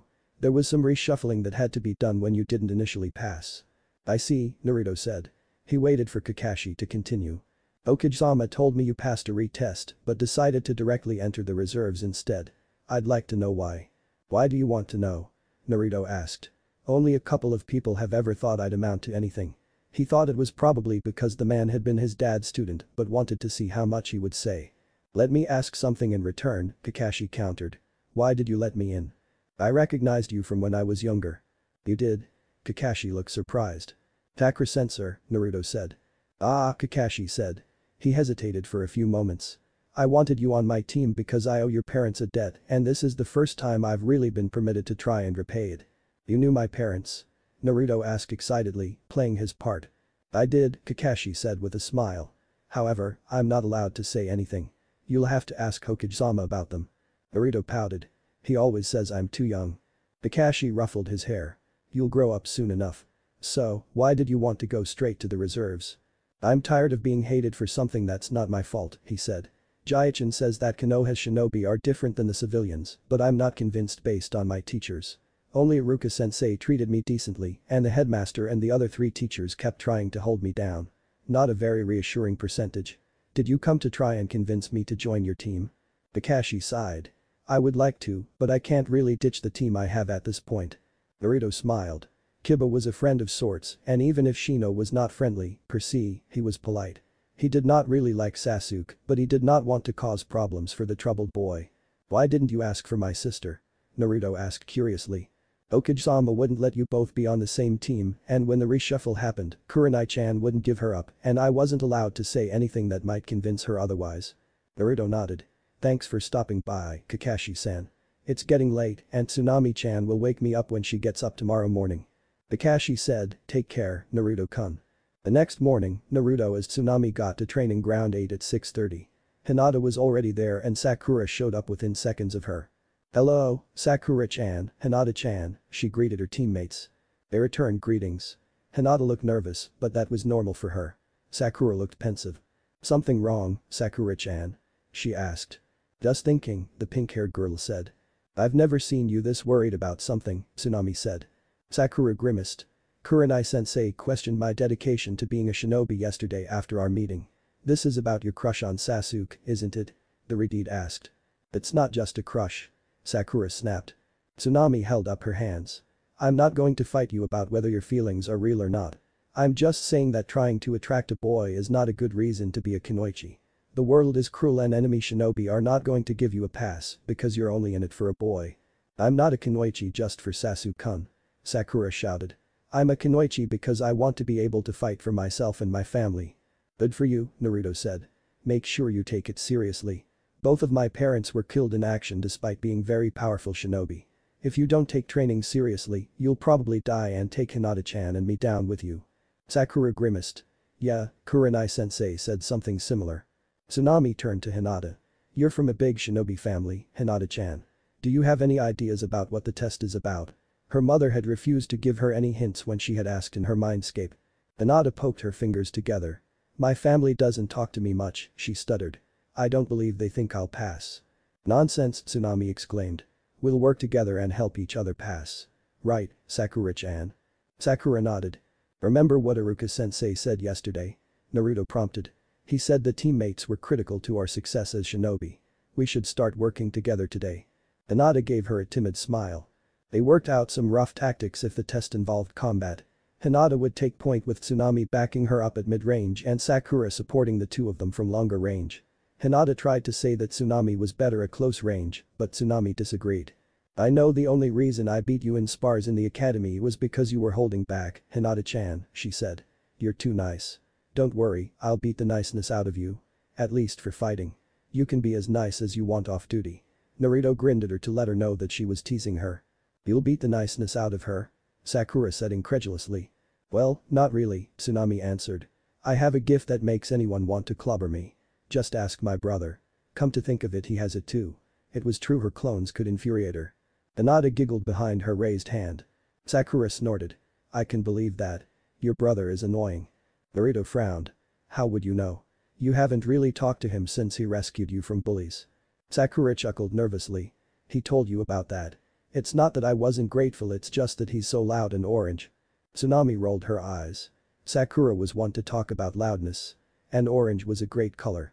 She was sad that her mother had vetoed orange going with her red hair. She did admit that the jumpsuits were not flattering at all. She had started wearing them to get attention and had never stopped even after deciding that it wasn't worth it. "He saved me from bullies too," Hinata said quietly. She turned bright red when the other two looked at her. Tsunami still was not sure what Hinata thought about her other self. She always clammed up and turned red whenever she asked. They talked for another few minutes when Kurenai appeared in a swirl of leaves. "I'm glad to see that you're all on time," she said with a smile. She pulled out a pink, a red, and a black ball as well as a timer. "There are 3 baskets with lids on them in the training ground. They're color-coded to the balls." She tossed a ball to each girl. The balls matched their hair colors. "The object of the test is to place your ball in the right color basket within half an hour. The only rule is that you have to place your own ball yourself. You can't use a clone to do it for you, Tsunami. Since this is the only rule, I'm not going to answer any questions. I will be trying to stop you, so do your best. Anyone who fails this test will be sent back to the academy or dropped from the program, regardless of how your potential teammates do. Understand?" All 3 girls said yes. Kurenai placed the timer and started it. She disappeared in a puff of smoke. "Shadow clone," Tsunami said. "How do you know it wasn't a genjutsu?" Sakura asked. "I can't be certain, but I'm actually pretty good at sensing them thanks to my chakra sensing technique," Naruto said. "I just can't dispel them subtly." "We're working together, right? We'll go to whichever basket is closest first, okay?" Hinata quickly nodded. Sakura followed suit after a second's hesitation. "Hinata-chan, can you see the baskets with your bloodline?" Naruto asked. Hinata pointed them out after activating her Byakugan. They were all about equal distance. Sakura's was on the left, Hinata's in the middle, and hers on the right. "We'll start with Sakura-chan's and work our way clockwise," Naruto said. "Okay," the other two answered. They started toward the basket which was about 100 meters away, just within the edge of the woods that made up some of the training ground. Naruto extended her senses using the mind's eye technique. She could feel chakra in the air around them. She pulsed her chakra strongly, sending it out. The feel of the chakra dissipated, but some remained. The chakra increased. "She's layering genjutsu faster than I can dispel them," Naruto muttered to the others. "I can see through them with my bloodline," Hinata said, "but I don't know if I can keep it up the whole time." "Do it as much as you can," Tsunami directed. The next 10 minutes were extremely frustrating. Hinata did her best to lead them through the genjutsus, but the terrain was littered with traps. Naruto and Sakura both got caught multiple times and had to be freed. Tsunami was kicking herself at not scouting the training ground out ahead of time. Then she kicked herself again. "She only said I couldn't use clones to place the balls," Tsunami groaned. She quickly made 20 shadow clones and set them out to disarm traps. The clones did not last long due to kunai and shuriken strikes, but Naruto kept replacing them. It took them another 7 minutes to get to Sakura's basket. With a pleased sigh, Sakura placed her ball. "Let's get Hinata-chan's done," Tsunami said. "There's only about 10 minutes left, Tsunami-chan," Hinata said. "Maybe we should split up." Tsunami shook her head. "There's no way we could do it alone, Hinata-chan. One of us could never make it without help. We'll do it together, okay?" They fought through the traps and genjutsu. Sadly, Hinata's chakra got too low to keep using the Byakugan. With less than a minute to go, they finally reached where Hinata's basket was supposed to be. To their delight, Tsunami's basket was right beside Hinata's. They both placed their balls just before they heard the timer go off. They heard clapping as all the genjutsu dissipated. "Very good girls," Kurenai said. "There's just one more part of the test." Naruto rolled her eyes. Sakura groaned. Hinata pushed her fingers together nervously. "The last part of the test is for you to tell me what the point of the test was," she said. "It wasn't the balls?" Sakura asked. "Not the balls," Naruto said. "It appears to be something trickier or she wouldn't have asked." "It was to see how we would do the challenge," Hinata stuttered nervously. "Whether we would work together." Hinata and Sakura looked at the Hyuga princess. "That's why the last 2 baskets were together," Hinata said. "If we had split up, one of us would have failed." Naruto snapped her fingers. "She never said what would fail us." "I bet if one of us failed then the others would too, right?" Sakura said. "There are no teams with less than 3 genin." Kurenai smiled. "That's correct, all of you. Additionally, you would have failed if you had tried to pass individually, regardless of whether you fulfilled the apparent goals. If you had worked together, I may have passed you even without getting the balls in the baskets." "Did we pass, Kurenai-sensei?" Tsunami asked. "Yes, you did," she replied. "Welcome to Team 8. Tsunami whooped in celebration. Sakura yelled, "Yes." Hinata smiled shyly. "I'm giving you the rest of the day off," Kurenai said. "We'll meet here again tomorrow at the same time for training and missions." She smiled again. "Congratulations." As the 4 of them made to depart, Hinata nervously asked Tsunami, "Tsunami-chan, can I talk to you, please?" "Sure, Hinata-chan," she answered. Naruto as Tsunami followed Hinata to a place where they could talk. The Hyuga girl was clearly nervous. She kept pushing her fingers together, which was her biggest nervous habit other than her stutter. They reached a clearing in the training ground that had enough visibility that they could clearly see if they were being spied on. When they sat down, Hinata looked like she was going to ask Tsunami something before closing her mouth. Finally, Sunmai asked gently, "What did you want to talk to me about, Hinata-chan?"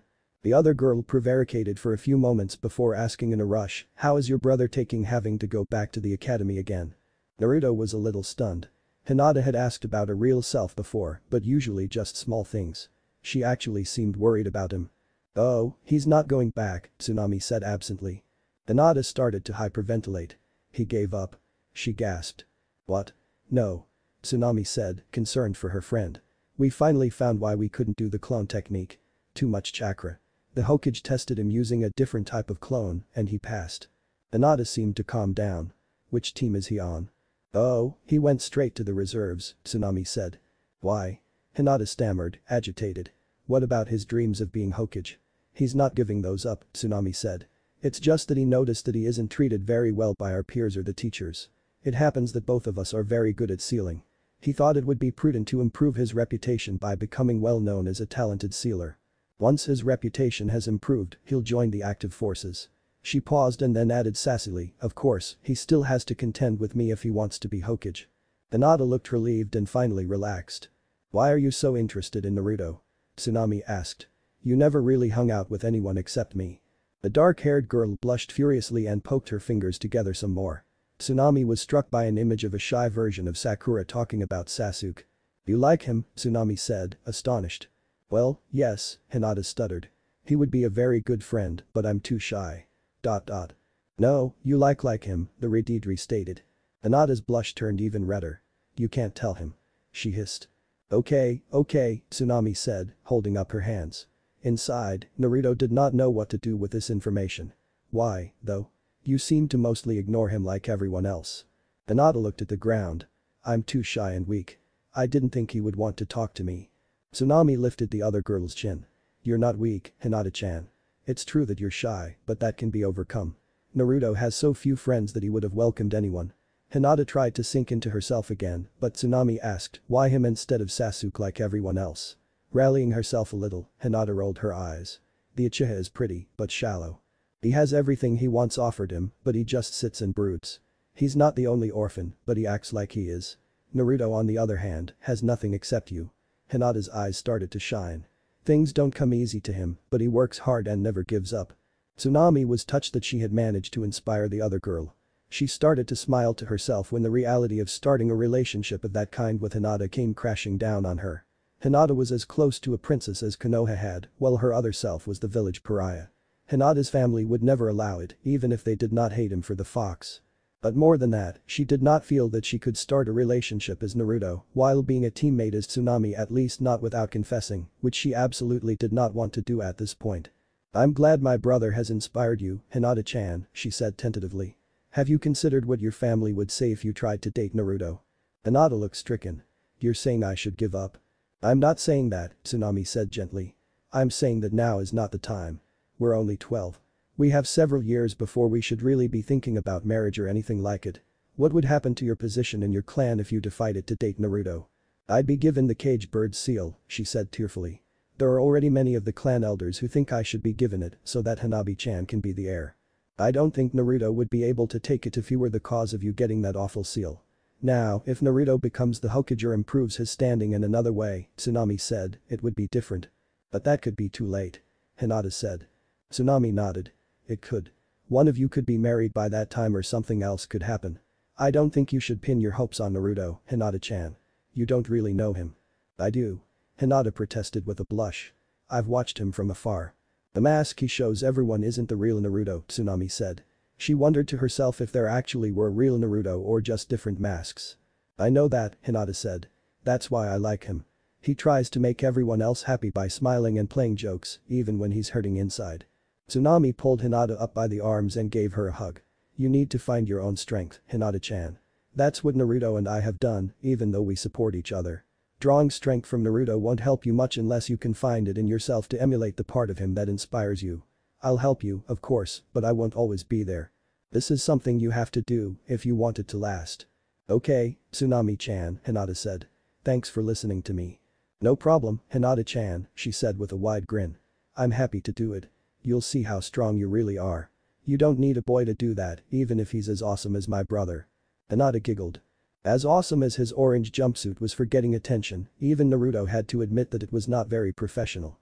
In order to impress the shinobi supply storekeepers that he was serious, he would need a new outfit. After she was done talking to Hinata, Tsunami went to a clothing shop. She could have gone to a shinobi supply store, but the place she had in mind was cheaper and she was not concerned about getting something durable. She browsed through the shinobi aisles until she found something that she liked that would fit on her original form. She picked out a green light jacket with decent sized pockets and navy blue pants with an orange stripe. She got 3 sets. She went to the counter and paid. As she was picking up her purchases, she saw the moment when the storekeeper recognized her as the demon brat sister. Most civilians seemed to pity her, which made her angry. A few thought that she might be a demon too, but they seemed to be rare. "You know that thing is not really your brother," he said. He must have realized who she was buying the clothes for. "I did not realize you were a more talented shinobi than the 4th Hokage, Mr. Civilian Shopkeeper," she sneered. "Why would you say such a thing?" the man said, offended. "The 4th declared that my brother was a hero for protecting us from that," she explained. "By saying that that is my brother, you spit on the 4th skill as a seal master and deny his last wishes." "But everyone says." The man said defensively. "Does that everyone include the 3rd Hokage or Jiraiya-sama?" She interrupted. "Shinobi who actually know how sealing works. The next time a shinobi buys from your shop, ask her if a storage seal becomes the object sealed into it. Don't expect me or my friends to shop here again." She marched out the door. Her threat was mostly empty. She did not have much influence. Hinata would be offended at the man, but she did not imagine that Hinata did her own shopping. She did not think that Sakura Ino would change any habits on her brother's behalf. Really, the only one she could expect to join in her boycott would be Iruka if she bothered to tell him. The next morning, Tsunami and her teammates met their new sensei at their training ground. "Thank you for being on time," Kurenai said. "Reputation and first impressions are very important for shinobi. You always want to appear competent to your clients, and punctuality is a big part of this." "I've heard Chunin complain that there's a jounin that's late to everything, sensei," Tsunami commented. "When you have the reputation that Sharingan no Kakashi does and can back it up, then you can develop quirks like that," Kurenai said with a frown. "The only reason he gets away with it is because he can't really be replaced. That's not true of any of you. Now, every team has a primary role in the village. The Densetsu no Sanin were a heavy combat team. The Ino Shikachou were a capture and interrogation team. The current team with their children is intended for the same role. Can any of you guess what this team's projected role is?" The three Kunoichi looked at each other and then shook their heads. "It's fine if you don't know yet," their sensei said. "I picture this team used for scouting and skirmishing. Can you tell me why?" "Well, Hinata-chan has the Byakugan and I can make a lot of shadow clones," Tsunami said. "Those are both very useful for scouting." "That's correct," said Kurenai. "And the skirmishing?" "Skirmishers use hit and run tactics to wear down an enemy," said Sakura, usually in support of a heavy combat group. "That's true in a war, Sakura-san," Kurenai said. "For team missions, it means that we're more likely to get combat missions that require us to move quickly and travel light. We usually won't be assigned hard targets other than in support of other teams." The three girls nodded. "Now, just like teams have roles, individuals on teams have roles," she continued. "I'd like each of you to suggest what your role on the team should be, starting with Hinata-chan, and then Tsunami-san, and lastly Sakura-san." "Most of my techniques are close range other than the Byakugan," Hinata stuttered. "My techniques are close range and mid-range," Tsunami said. "I would probably be best backing up Hinata-chan or taking secondary targets. I also have shadow clones which are a very useful support tool with the numbers I can make." "I don't really have any unique techniques yet," Sakura said with a frown, "but from what I've read I expect I would be good at genjutsu or medical techniques. I'm pretty good at throwing weapons too, so I expect that I should take a support role." "Those are all excellent observations," Kurenai said. "Those are also the roles you used in yesterday's test, which I think worked well." They spent the rest of the day showing Kurenai and each other their skills. Tsunami showed them her taijutsu, adamantine attacking chains, and shadow clones, including her skill with replacing her shadow clones. Out of the three of them, Tsunami had the most skills by far, followed by Hinata, who had her advanced taijutsu and her eyes. Sakura only had the basic academy skills. After Kurenai let them go, Naruto returned to her apartment and then changed into her original form. He had a meeting with the Hokage and the Anbu quartermaster. The quartermaster, who wore a squirrel mask, was receptive to buying seals from him. Naruto offered variations on storage seals and explosive notes that had different triggers and functionality than the standard ones. He also had paralysis seals, element storage and conversion seals, privacy seals, and communication seals. Squirrel was impressed the most by the rate at which he could produce the seals. "I'll be honest," the Anbu said. "We already have a couple of suppliers that give us all of these seals, none of them are super advanced. However, we do have trouble keeping some of them in stock due to how slow our suppliers are. I'd definitely like to contract you as a supplier if your work tests out." They haggled a little in order to set a price list, as well as a projected first order. To the Anbu's annoyance, the Hokage helped Naruto haggle. After that, they set an appointment for when Naruto could demonstrate his wares. After Squirrel left, Naruto remained to shoot the breeze with his grandpa figure. They were interrupted by the door slamming open. A figure even shorter than Naruto rushed into the room before tripping over its long scarf. The boy, who looked 8 years old, picked himself up and looked around. "It was you. You tripped me," he yelled, pointing at Naruto. Naruto shook his head. He did not know if the kid was blaming him because he was available or indirectly due to his furry problem. "Whatever, kid," he said dismissively. The kid looked indignant at being ignored and shouted, "Don't you know who I am? I'm the Hokage's grandson." Naruto looked at the boy with contempt. "I don't care if you're his grandmother, you lose points in my book for banking on his name instead of your own." The boy gaped at him open-mouthed. Naruto hated people who used their friends' or family's reputation to try and get by. He himself was the son of the 4th Hokage and the great-grandson of the last daimyo of Yuzu no Kuni. Even if he were not forbidden from mentioning either of those, he would not. He wanted to succeed by his own prowess. He brushed by a shinobi in his mid-20s wearing sunglasses, inside. Watch where you're going, ruffian, the man said. Naruto snorted. The man was obviously not one of his fans, whether due to the fox or his pranks, it did not really matter to Naruto. The man obviously cared about image more than anything. Naruto lazily walked through the village without a destination. He was ignored rather than shunned. People's eyes passed over him passively rather than actively, he felt indifference rather than hate. He sighed. Things would probably go back to normal once people realized that he had changed his standard outfit. Naruto's sixth sense was telling him that something was off. There was no danger, just something weird. He looked around and saw a square box with eye holes following him. He used his mind's eye technique to determine that it was the kid from the Hokage's office. "You can come out now, brat," he said. "Just what I would expect from my rival," the boy said as he used a poorly made smoke bomb to cover his escape from his hiding spot. "Rival?" Naruto asked, perplexed. "Yes," shouted the boy, "Jaichin told me that you wish to be Hokage too." "Hokage, huh?" Naruto said. "Why do you want to be Hokage?" "So that people will acknowledge me for me," he proclaimed. "The only time I'm not dismissed for being a kid is when people know who my grandpa is. He named me Konohamaru after the village, but I'm only ever called honorable grandson. I want to step outside his shadow." "That's a lousy reason to want to be Hokage, brat," Naruto said. "If you just want acknowledgement, you could be a fabulous artist or musician. That would put you more outside his shadow than following in his footsteps. The Hokage is the one that protects everyone, even to the point of laying down his life." Naruto said a silent prayer for his father. "Someone like you are now does not deserve to be Hokage." "Teach me, boss," Konohamaru said. "Jaichin said that you were strong for your age." Naruto had a feeling that the Hokage was trying to distract his grandson with him to get a little peace. He had an evil thought. "Sure, brat," he said. "I'll tell you one of the things I did to train." "Pranks." "Pranks?" the smaller boy said. "Pranks," he nodded. "Pranks are like mini shinobi missions. They require the same type of planning and stealth to do a good one. Are you willing to follow my rules for using pranks as training?" Konohamaru nodded eagerly. "Lay it on me, boss." "First, you're only allowed to hurt their pride. No injuries. Second, no major property damage. If it takes more than half an hour to clean up, you went too far. Third, it's alright to get caught as long as you pull off the prank. If you get a reputation, it makes it harder to pull off your pranks and the value of pranking as training goes up. If you do get caught, take your punishment with a smile.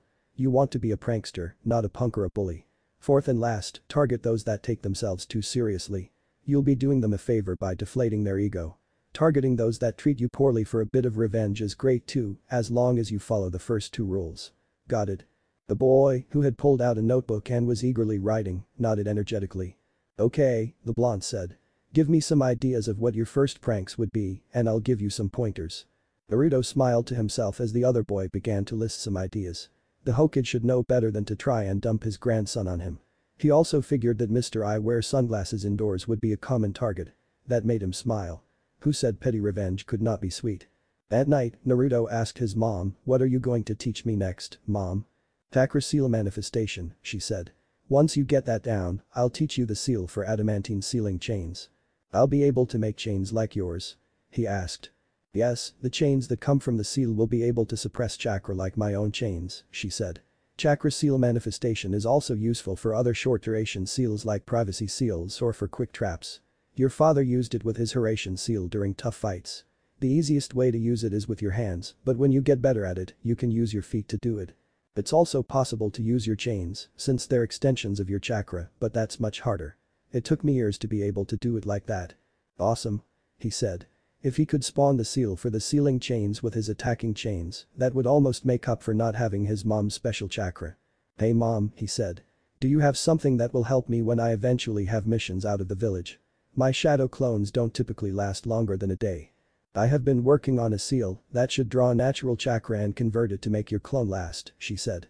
"Natural chakra?" Naruto asked. "It's the natural energy that living things leave behind in the earth. People who can use it directly are called sages.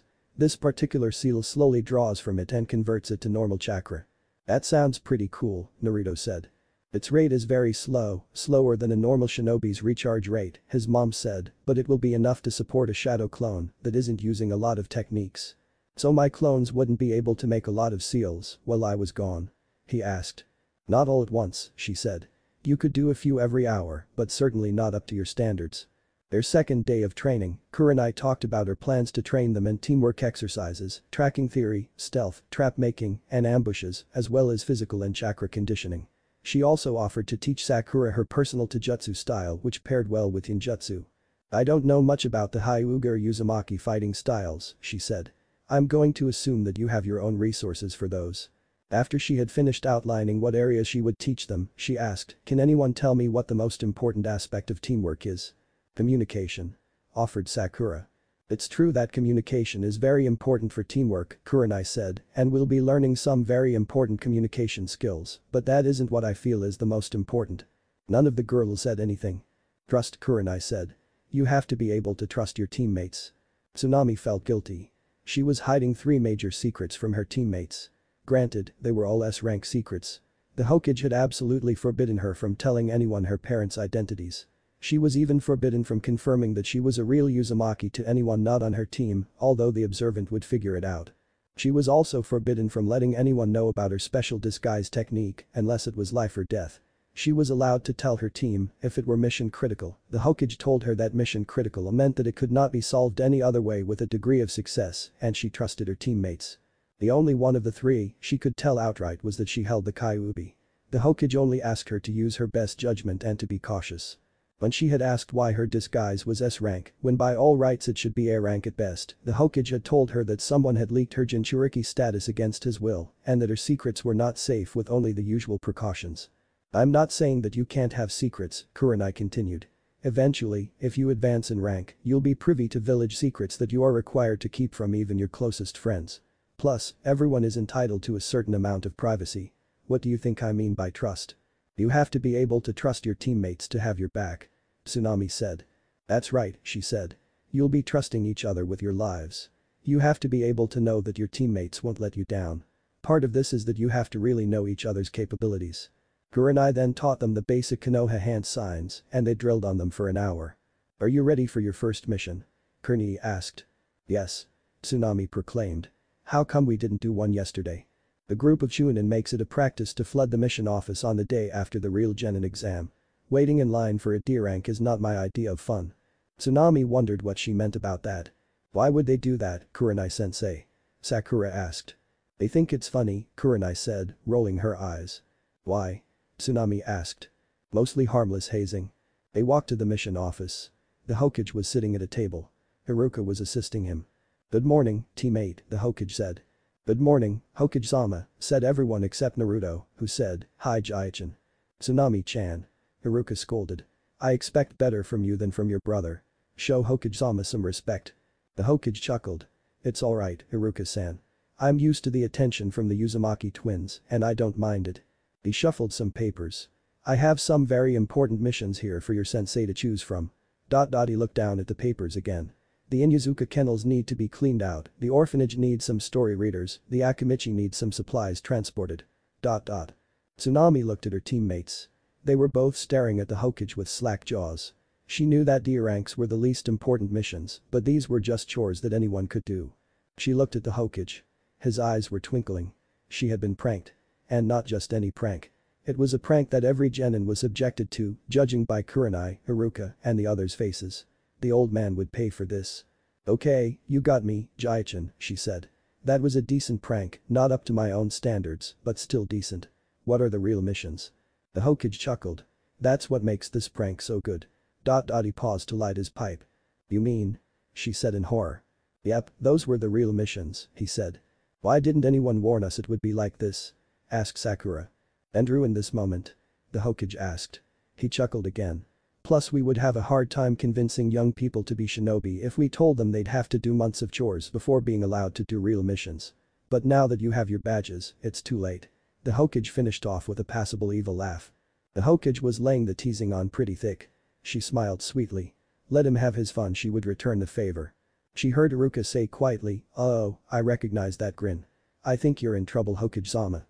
He must have been louder than he thought, since Hinata giggled and Sakura hissed, "Don't do anything you're stupid like your brother would do, Tsunami-chan." Tsunami waved her off as Kurenai said, "We'll help with the supplies, Hokage-sama." She took the mission scroll that Haruka handed her and led her students out of the office. They met a middle-aged Akimichi woman at a warehouse in the market district. Their task was to transport fresh food ingredients to 3 different restaurants. I can seal the supplies into storage seals for ease of transport, Tsunami offered. Kurenai thought for a moment. I'll allow that if you all agree to extra physical conditioning this afternoon. Part of the point of D ranks is to help get you into shape for more difficult missions. I want to encourage you to think of ways to make your missions easier, but I don't want you to fall behind in your training either. The girls all looked at each other and nodded. The mission did not take long. After they reported success to the Hokage, Kurenai dismissed them for lunch. After lunch they met for physical training. Tsunami enjoyed the training. She would always rather do things than listen to a lecture. Plus, it was always more fun to do things with others. Hinata seemed to quietly enjoy the training too, but after 30 minutes, Sakura started to complain. Sakura-san, Kurenai said gravely, I thought you wanted to be a serious kunoichi. I do, Sakura replied. Shinobi are required to run for hours in order to get to and from missions, their sensei said. Since our team is a first response type of team, this is especially important for us. If this type of exercise tires you after only half an hour, you need to step up your personal training. But Ishida-sensei said that a kunoichi should always look her best, Sakura protested. How can we do that with all that running? She's still at the academy. Kurenai said with a grimace. Ishida-san is one of those that thinks that kunoichi have to be the type of kunoichi she was, an infiltrator. If you want to be an infiltrator, we can have you move to one of those teams, but I warn you that most infiltration missions involve places of ill repute rather than palaces. No, that's okay, Sakura reassured her. I'll do better. Make sure you eat more too, Kurenai said. I don't want you fainting from lack of energy. Hinata-chan can tell you how much you should be eating. The Hokage was not laughing when Naruto strung toilet paper all over the Hokage tower that night. Tsunami smirked all through picking up their mission the next morning. Most training days were repeats of their second day. Lectures and drills in the early morning, followed by a D-rank mission and then physical training. Naruto got contracts for seals from 2 other shinobi supply stores, as well as the Anbu quartermaster. The clerk at the second store took a look at the seals. These don't look like the other seals that we carry, he said. Most seals use an obscuration method so that they can't be copied, Naruto said. This is usually done even for simple seals, in order to prevent the inexperienced from injuring themselves trying to copy a seal without guidance. I use a different obscuration pattern than most due to the way I learned. Naruto danced around saying that he used the Uzushio style rather than the Konoha style. The Hokage still did not want him claiming his Uzumaki blood publicly. My boss will need you to demonstrate these, but I think he'll be agreeable, assuming they work. A week after team assignments, Kakashi visited Naruto in the evening. How would you feel about joining my team for practices once a week, Naruto-kun? He asked. Why? Naruto asked. Even though you're only in the reserves, you should still keep up with more than just your seal work. My team would also benefit from another sparring partner. Naruto thought about it. It would help him out to be able to spar in his original form. His only real sparring partners had ever been his mom and his mindscape and his own clones. The infrequent academy matches did not really count for much. Alright, he said. I can come on Wednesdays. That was one of 2 days, the other being Sunday, that Kurenai gave them off of training. That way he would not have to worry about a shadow clone dispelling at the wrong time. That works. Be at training ground 3 at 10, Kakashi said before disappearing in a body flicker. The next Wednesday, Naruto showed up at training ground 3 a little before 10. He was wearing his leaf badge for the first time as Naruto. Hey, dead last, Kiba yelled. What are you doing here? And where did you get the leaf badge? Hey, dog breath, Naruto yelled back. Kakashi-sensei asked me to come and replace you so that your team could have a real shinobi. Kiba stopped and started. Shino and Sasuke stared at him too. What? Kiba shouted. No way. Naruto burst out in laughter. Just kidding. You should have seen your face. Nah, Kakashi-sensei asked me to come and give you guys another sparring partner. I have the leaf badge because I'm in the reserves. How did that happen? Kiba asked. You didn't pass the test. Turns out Mizuki was sabotaging my tests, Naruto said. He's currently under investigation to see if he was sabotaging anyone else. No way. Kiba shouted. You couldn't even do a clone. It turns out I'm too awesome for the clone technique, Naruto said. Too much chakra to make it work. What? Kiba shouted. I don't believe you. It is true that Uzumaki-san has a very large amount of chakra, Shino said. How do I know? My Kakachu can sense that he has at least as much chakra as Kakashi-sensei, and so does his sister. How did you get so much chakra, dead last? Sasuke asked. Naruto shrugged. I didn't do anything special for it.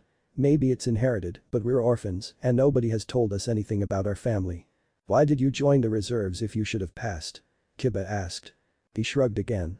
After the way I was treated by Mizuki and some others, it lost its luster.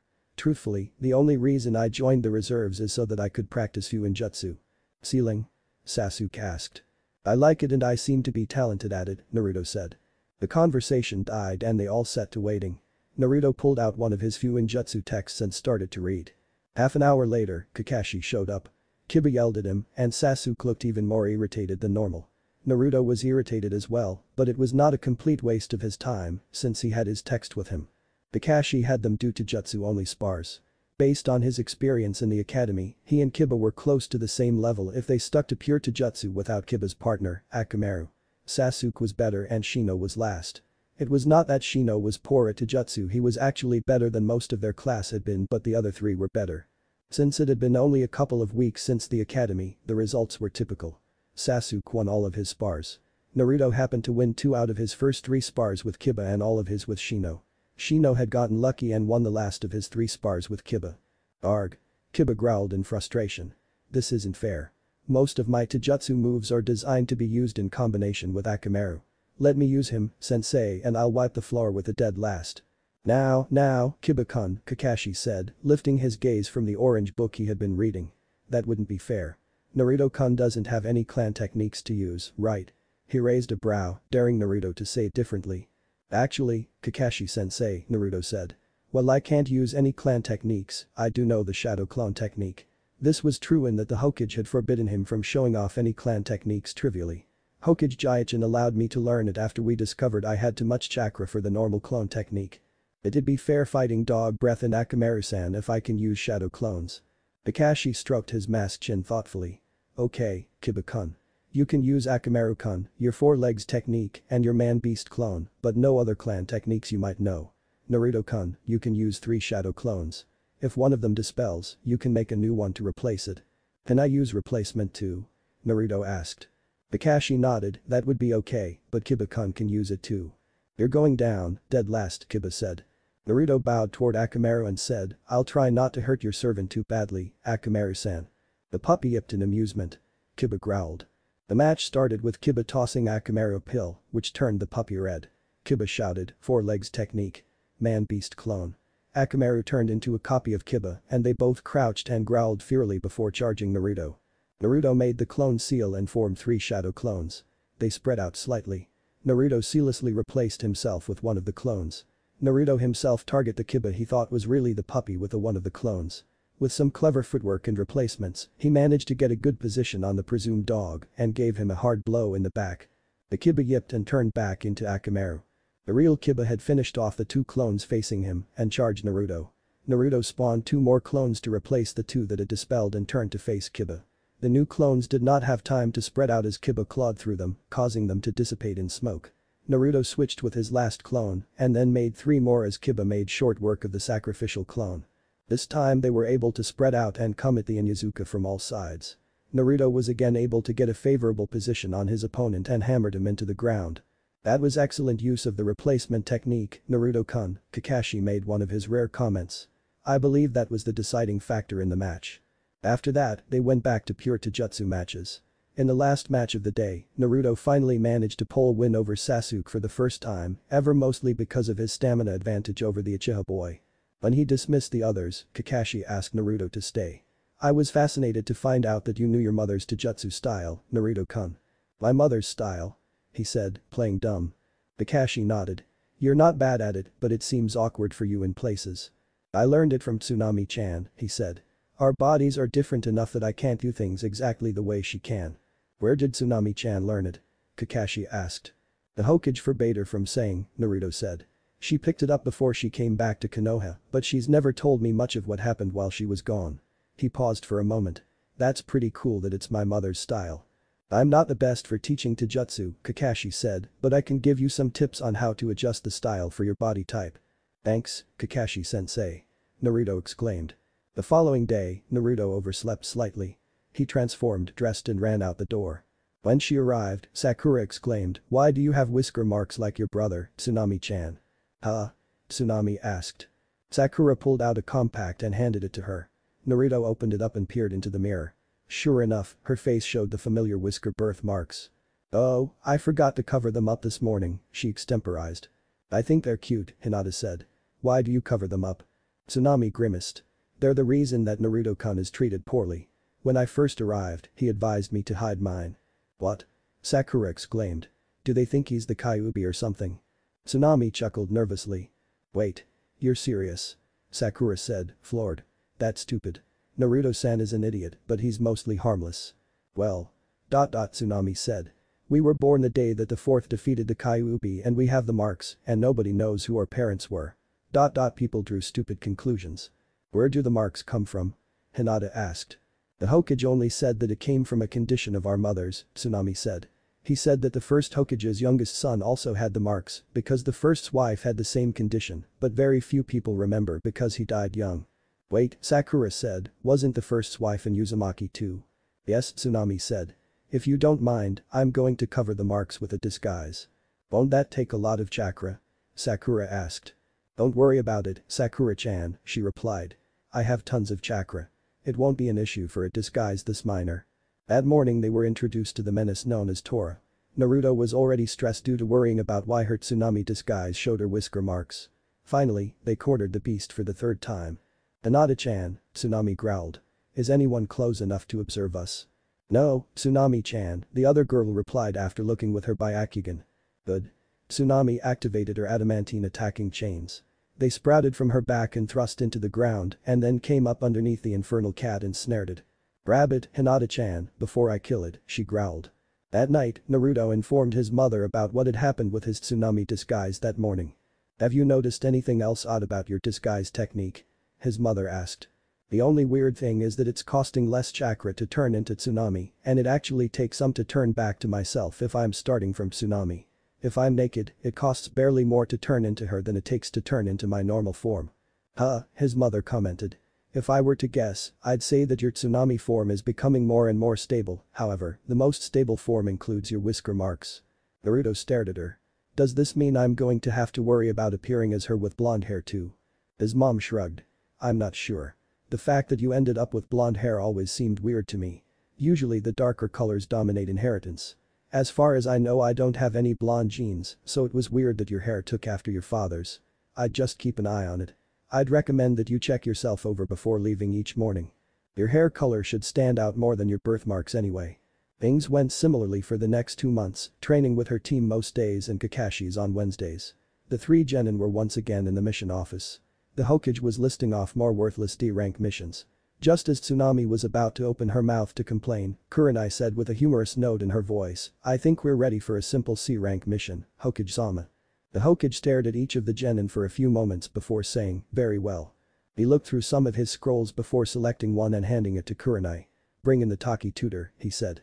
The Chunin brought in a man in well-made, but not aristocratic, civilian clothing. This is Izuki Akira-san, the tutor for the daughter of the daimyo of Taki no Kuni. You are to escort him and his charge to Takamitsukari no Sato, the seat of the daimyo of Taki no Kuni. Kurenai directed the genin to meet her at the gates in 2 hours. Naruto went to her apartment and packed for the mission. She was grateful that she knew sealing techniques. Her specialized storage seals made packing and unpacking easy. They also allowed her to categorize and segregate her supplies so that they were not all sealed into one large bin. She summoned and dismissed a shadow clone so that the long-term clone that was playing her original self would know what was happening. The clone had been active for 3 weeks. The final version of the seal her mother had made allowed for memories to be exchanged while sleeping. That way she would not get hammered by the memories all at once and she could keep updated on what her clone was doing. The clone usually posed as Naruto during the day, except for when he trained with Kakashi's team. The clone would have to be sick on Wednesday. She arrived at the meeting place 15 minutes early. Hinata was already there. Sakura arrived 5 minutes later and Kurenai 5 minutes after that. Kurenai quizzed them on supplies while they waited. It was more a formality than anything, since Kurenai had already drilled them on appropriate supplies extensively. At the appointed time, a coach pulled up next to them. Akira stepped out of the coach and introduced the daimyo of Taki's daughter, Masami, and her governess, Rika.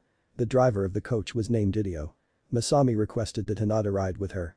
Kurenai nodded her approval and Hinata climbed into the coach. Sakura complained lightly that Hinata got to ride. You would have been asked to ride if you were the heiress of a noble clan too, Sakura-chan, Tsunami snapped. She then paused as she realized that she herself qualified, even if nobody knew. She shook her head and said, I don't really envy Hinata-chan her spot on this mission. Why? Sakura asked with a sneer, too much of a tomboy. Tsunami laughed. That too. No, I was referring to the discomfort of riding in that death trap. Look at the wheels bounce in the ruts. Even with cushions, I don't imagine the coach ride is pleasant.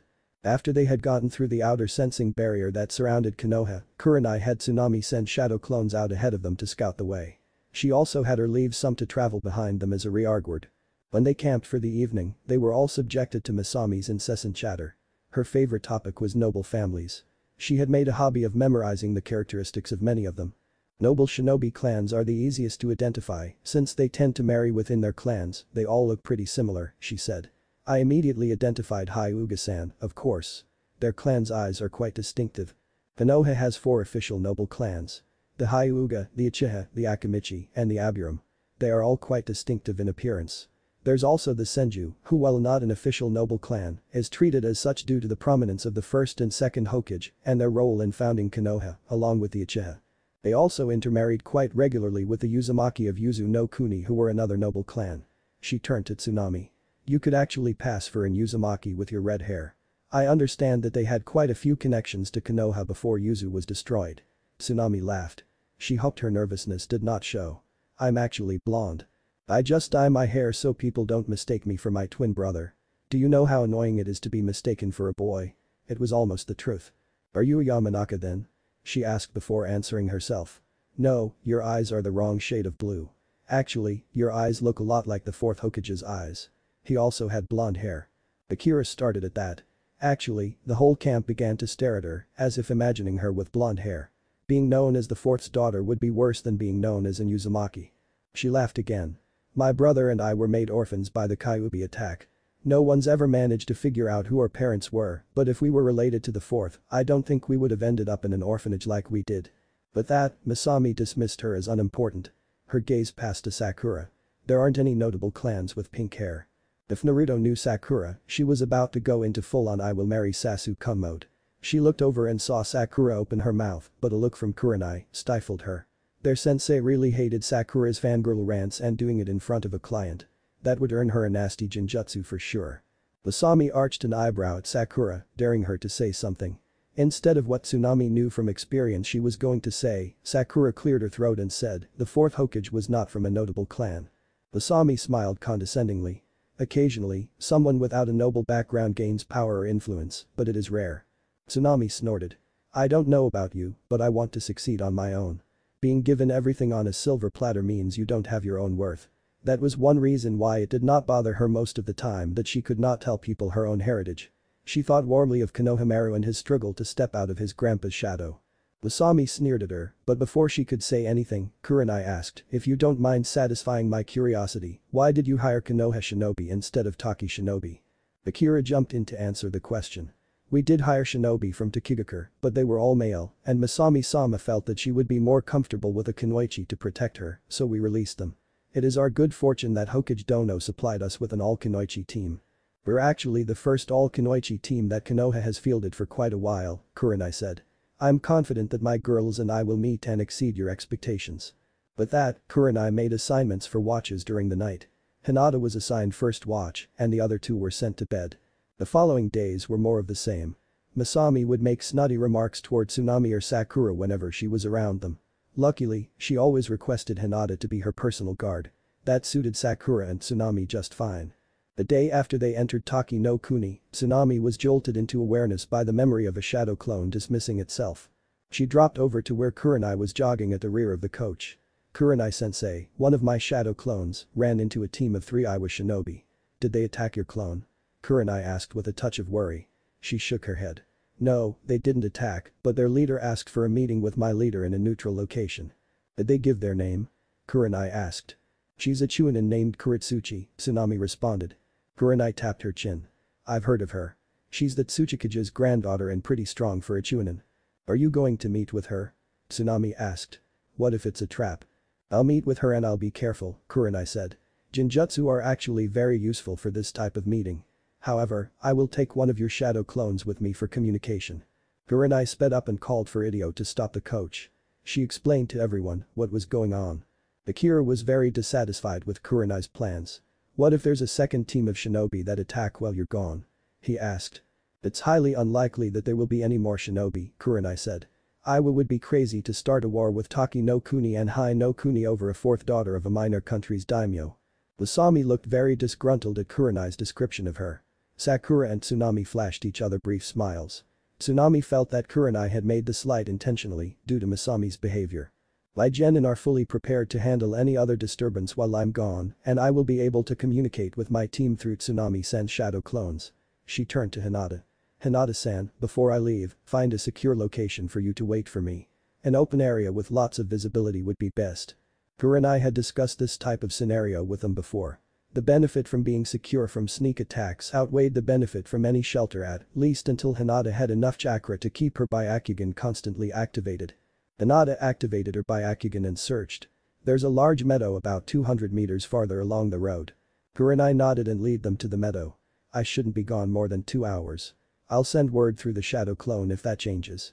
I don't expect any problems, but if there are any, I want you to race back to the border with Hai no Kuni, okay? The guards at the border station will help you. After Kurenai and Tsunami's shadow clone left, Rika pulled cushions out of the coach. She and Masami sat on them in the shade of the coach. Hinata stood beside them. Hideo sat alertly in the driver's seat. Akira paced nervously a short distance from the coach. Tsunami and Sakura stood apart from the coach on either side so that they could see past the coach and so that between the three genin, who were arranged in a shallow triangle, they could see all the approaches. Every 10 minutes, Hinata activated her Byakugan briefly to make sure that everything was as it should be. After Kurenai had been gone for 40 minutes, Akira grabbed Sakura from behind as he paced by her and put a knife to her throat. Akira-san, what are you doing? Masami demanded before Tsunami or Hinata could say anything. I think I know what Iwanin are doing in Taki no Kuni, he said, and I'm not going to wait for the Konohajounen to hand me over to them. What? Tsunami exclaimed. They're after me, Akira said, but they won't get me. How do you think that holding Sakura-chan hostage will help you? Tsunami demanded. You'll end up with Konoha after you too. You'll tie up everyone else, and then I'll make a rock clone to tie up you and the pink one, Akira said. My rock clone will check your knots, and then I'll leave. How can we trust you? Hinata said. If the Iwanin are after you, you're probably a missing nin. What choice do you have? Akira said with a smirk. The only one who could stop me isn't here. Oh, we can stop you, Tsunami said. Not without the pink one's pretty little throat being opened, Akira said snidely. Everyone stared at Akira. Sakura was sweating and trying not to whimper. Tsunami had a plan. It was dangerous but she thought she was only really putting herself at risk, so she decided to try it. She did a quick seal-less replacement with Sakura and thrust her chains out her back. The fact that she was shorter than Sakura meant that the knife was out of position. She reached up to grab the arm that held it, but the sudden jerk from her chains impacting Akira meant that she missed. A sharp pain enveloped her right hand as she heard a gurgling sound behind her. She clutched her hand and fell to the ground. She looked over her shoulder and saw that her chains had punched through Akira's abdomen. She retracted them as she felt her own stomach try to and succeed in discharging its contents. Tsunami-chan. She heard both her teammates yell. Make sure he can't hurt us, she managed to get out. Stomach wounds don't kill immediately. She saw Sakura move over and then say mechanically after a few moments, I made sure he's dead. Hinata knelt beside her. Can you let me see your hand, Tsunami-chan? She gently took Tsunami's hand and examined it. Tsunami could not look. Sakura-chan, Hinata said, can you get some bandages from our gear? How bad is it, Hinata-chan? Tsunami asked. I'm afraid that you lost most of your pinky finger, Tsunami-chan, she said. Tsunami grimaced. Sakura returned with bandages and a healing ointment that Hinata had made for everyone. Hinata wrapped the wounds. You've gone into shock, Tsunami-chan, she said. You should lay down and rest until Kurenai-sensei returns. I'm so sorry, Tsunami-chan, Sakura said. I should have been more alert. Lasami and Rika huddled near the coach, facing away from Tsunami. 10 minutes later, Kurenai returned with the leader of the Iwanin. Tsunami-chan. Kurenai exclaimed. What happened? Akira caught me by surprise, Sakura admitted embarrassedly. Tsunami-chan lost a finger rescuing me. She managed to incapacitate him in the process and I made sure that he was stopped permanently. How come she didn't let me know? Kurenai asked. It happened too quickly and then she went into shock, Hinata explained. Yes, this is definitely Hitotsuchi, one of our Chunin-level missing nins, the Iwa Kunoichi, Kuritsuchi said. She severed the head and burned the body. I'll have his bounty sent for your genin. It's the least I can do for her getting maimed taking care of one of our problems. With that, the Iwa Kunoichi left. I know a limited amount of medical techniques, Kurenai said. Let me make sure it heals cleanly. Her hand glowed green as she held it near the bandages. The ache in Tsunami's hand damped down and the hot flashes she had experienced since the injury subsided. They spent the rest of the day camped at the location. As everyone was going to sleep, the thought of how the injury would affect her double life occurred to her. If Naruto had the same injury as Tsunami, it would be very suspicious. She waited until everyone except Kurenai, who was taking first watch, was asleep and then used her disguise technique to shift into her birth form. Usually, this took relatively little chakra. This time it took quite a lot, as much as 20 shadow clones. Naruto looked at his hand. The wound was gone and he had his pinky back. He shifted back to Tsunami, which took the normal amount of chakra. Her hand remained healed. She heaved a sigh of relief. Now she only had to think of an explanation. "Tsunami-chan," Kurenai said softly. "I felt your chakra spike. Are you alright?" "Yes," Tsunami said equally softly. "Let's move away a little bit so that we can talk." The other two genin and their clients were asleep. Tsunami did not want to wake them. When they were at enough distance that they would have little chance of waking the others, Tsunami reached out her formerly injured hand in the dark and grabbed Kurenai's hand with it. Kurenai gasped. "Your finger grew back." "Not exactly," Naruto said. "It got restored when I changed to my other form, which took a lot more chakra than normal. I was worried that my other form would also be missing a finger."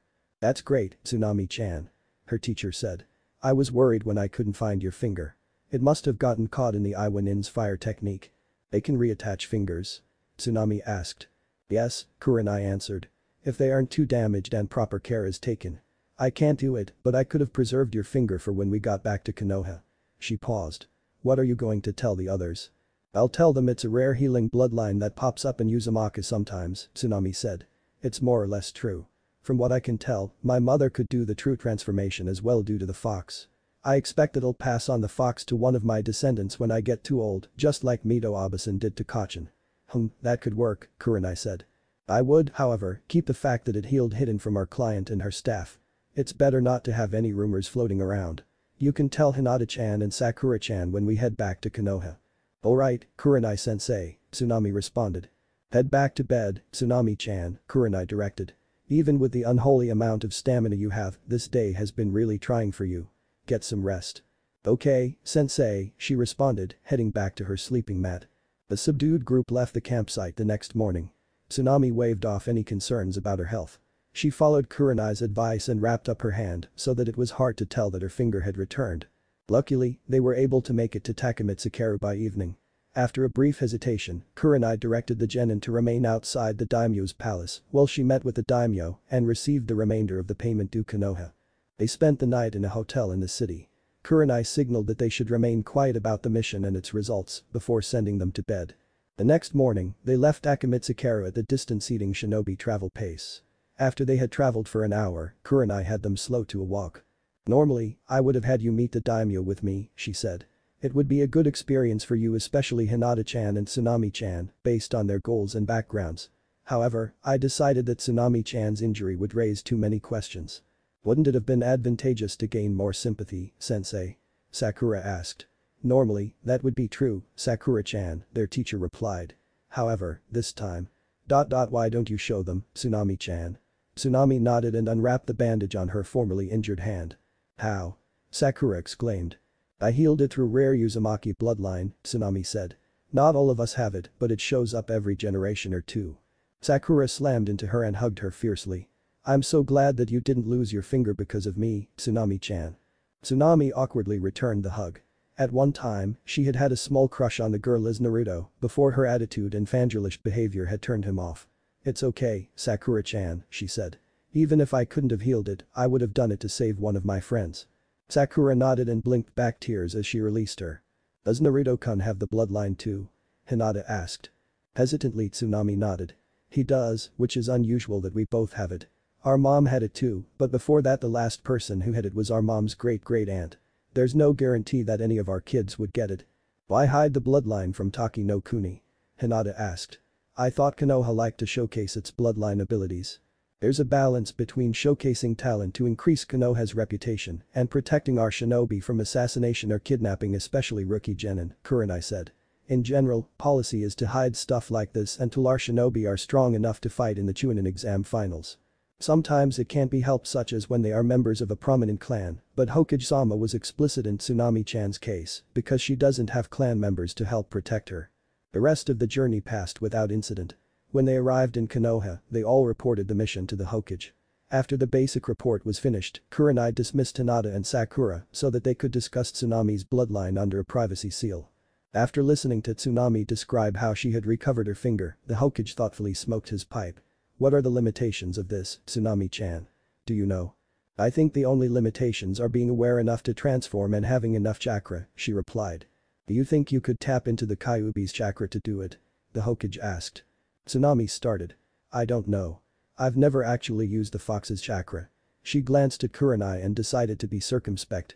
Her sensei did not know about her mom's presence in her seal. A feature of my seal kicked in when I was 5 and had enough chakra to support it. This feature buffers me from the Kyuubi's chakra and influence. This is why people like the Hyuga and the Aburam haven't twigged to the fact that I as Tsunami am a Jinchuriki. The only reason they know that I as Naruto am a Jinchuriki is that they knew me before the feature took effect. There was actually a minor panic when that happened, the Hokage admitted. Some of my shinobi were afraid you had released the Kyuubi. Huh, Tsunami said. I hadn't realized. We didn't want to alarm you, he replied. I had Jiraiya-kun check your seal while you were asleep. The Hokage dismissed them, and Tsunami returned to her apartment after stopping by Ramen Ichiraku for her fix. Kurenai had given them 3 days off to recover from the mission. The next Wednesday, Naruto attended training with Kakashi's team. As was customary, Kakashi had them do taijutsu-only sparring. As usual, Sasuke beat the other 3, although this time his match with Naruto was close. Naruto and Kiba split their matches, and Shino lost all of his. By early afternoon, Kakashi ended the training. Kiba and Shino both excused themselves to go do some clan training. You want to go again, dead last? Sasuke asked after they were the only ones left. Sure, jerk, Naruto responded. Kakashi had made them promise that any extracurricular sparring they did would be taijutsu only. He had explained that using weapons or ninjutsu while sparring unsupervised was a recipe for disaster. Naruto and the others suspected that was why most of the sparring they did in team training was taijutsu only as well. Kakashi was too lazy to supervise them closely. Naruto managed to eke out a win against Sasuke by outlasting him. Sasuke lay on his back, panting, to recover. Naruto lay down next to him in order to relax. How were you dead last in the academy? Sasuke asked. You remember how I said that Mizuki sabotaged my final exam? Naruto said. He also sabotaged my other tests and classwork. He wasn't the only one either, the teacher I had before Iruka-sensei did it too. I'm actually as good as my sister, she's a little better in taijutsu, but I'm tougher. I probably would have graduated just slightly behind her at number 5 if it weren't for Mizuki and others like him. Why would they do that? Sasuke asked. Naruto hesitated. Sasuke was becoming a friend of sorts, a friendly rival, at least. The Hokage had told him he could tell others about the Kyuubi if he trusted them, but he hesitated. Finally, he answered, I inherited a weapon, a very powerful weapon. Hokage Jaichin tells me it belonged to my mother before me, but he won't tell me any details because he says that if I let others know, it could be a danger to myself and Konoha. The weapon is very powerful and dangerous, but can only be safely handled by Uzumaki. There was a leak when I was a few days old that let many of the adults in the village know that I had the weapon. Most of the shinobi in the village are a little wary of me because of the weapon, but they mostly treat me alright. The civilians, on the other hand, are freaked out because of some accidents that happened with the weapon in the past. They treat me like a burning explosive note about to go off. They think that if I don't become a shinobi that the weapon will be less likely to be deployed. Some shinobi are of the same opinion. Unfortunately, most of those seem to be at the academy. Ever hear the expression, those that can't do, teach? There's a certain amount of truth to that. The weapon is utilized via seal, and that isn't a topic you need to know in order to teach at the academy, so I don't think that many of the instructors there understand it. Sasuke grunted. People are stupid. After a brief pause, he asked. So only in Uzumaki can control it. You can't duplicate it. Daichin said that only in Uzumaki can hold it long term. It would be detrimental for anyone else to try. It is one of a kind. I wouldn't know where to begin to duplicate it and would be very hesitant to try. To tell you the truth, I don't even know how to use it. It's so destructive I'm hesitant to try and figure it out. Sasuke grunted. You looking for an advantage against your brother? Naruto asked. Sasuke grunted in agreement. After a few moments, he asked, how did you know about that? Iba-kun told me about your response during team introductions, Naruto responded. It wasn't hard to figure out who the man you wanted to kill was. Sasuke grunted again. Naruto had an evil thought. He also said you wanted to rebuild your clan. Why haven't you gotten started at that? He paused and then went in for the kill. Most of the boys in class were convinced you were gay seeing as how you ignored all the girls that were after you. I'm not. Sasuke protested. Most of the girls in class weren't worthy of pursuit. Naruto laughed loudly. Sasuke smirked. The only one in our class I would consider is your sister. She and Hinata-san are the only ones that aren't worthless fangirls, and Hinata-san is too shy and insecure. Naruto stopped laughing. His dual life had left him unsure of how he felt about dating, but the idea of dating Sasuke as Tsunami turned his stomach. Sasuke waved away his incipient protest with a grunt and said, "Don't worry about me chazzing your sister or bringing down the wrath of the fangirls upon her." Naruto interrupted him to say, "Tsunami-chan can easily handle any and all of the fangirls." Sasuke grunted in affirmation before continuing. "I'm still too young to be thinking too seriously about dating, and what comes after too much can happen between now and when I would get married. Besides, any girl I attach myself to is likely to become a target for Itachi." Naruto grunted in response. A day after training with Team Kakashi, Team Kurenai resumed their normal training mission schedule. After a week of D-rank missions, Kurenai said they were ready for their second C rank. Kakashi had taken his squad on their first C rank the previous day, so Tsunami did not even have to think of a way to get her as Naruto out of the next training with him. What if Naruto has Minato and Kushina sealed in him? And thanks for watching my video till the end. If you enjoy this content, then do consider subscribing to my channel and leave a like if you guys need the next part, comment down, and thanks for watching the video and see you guys in the next video.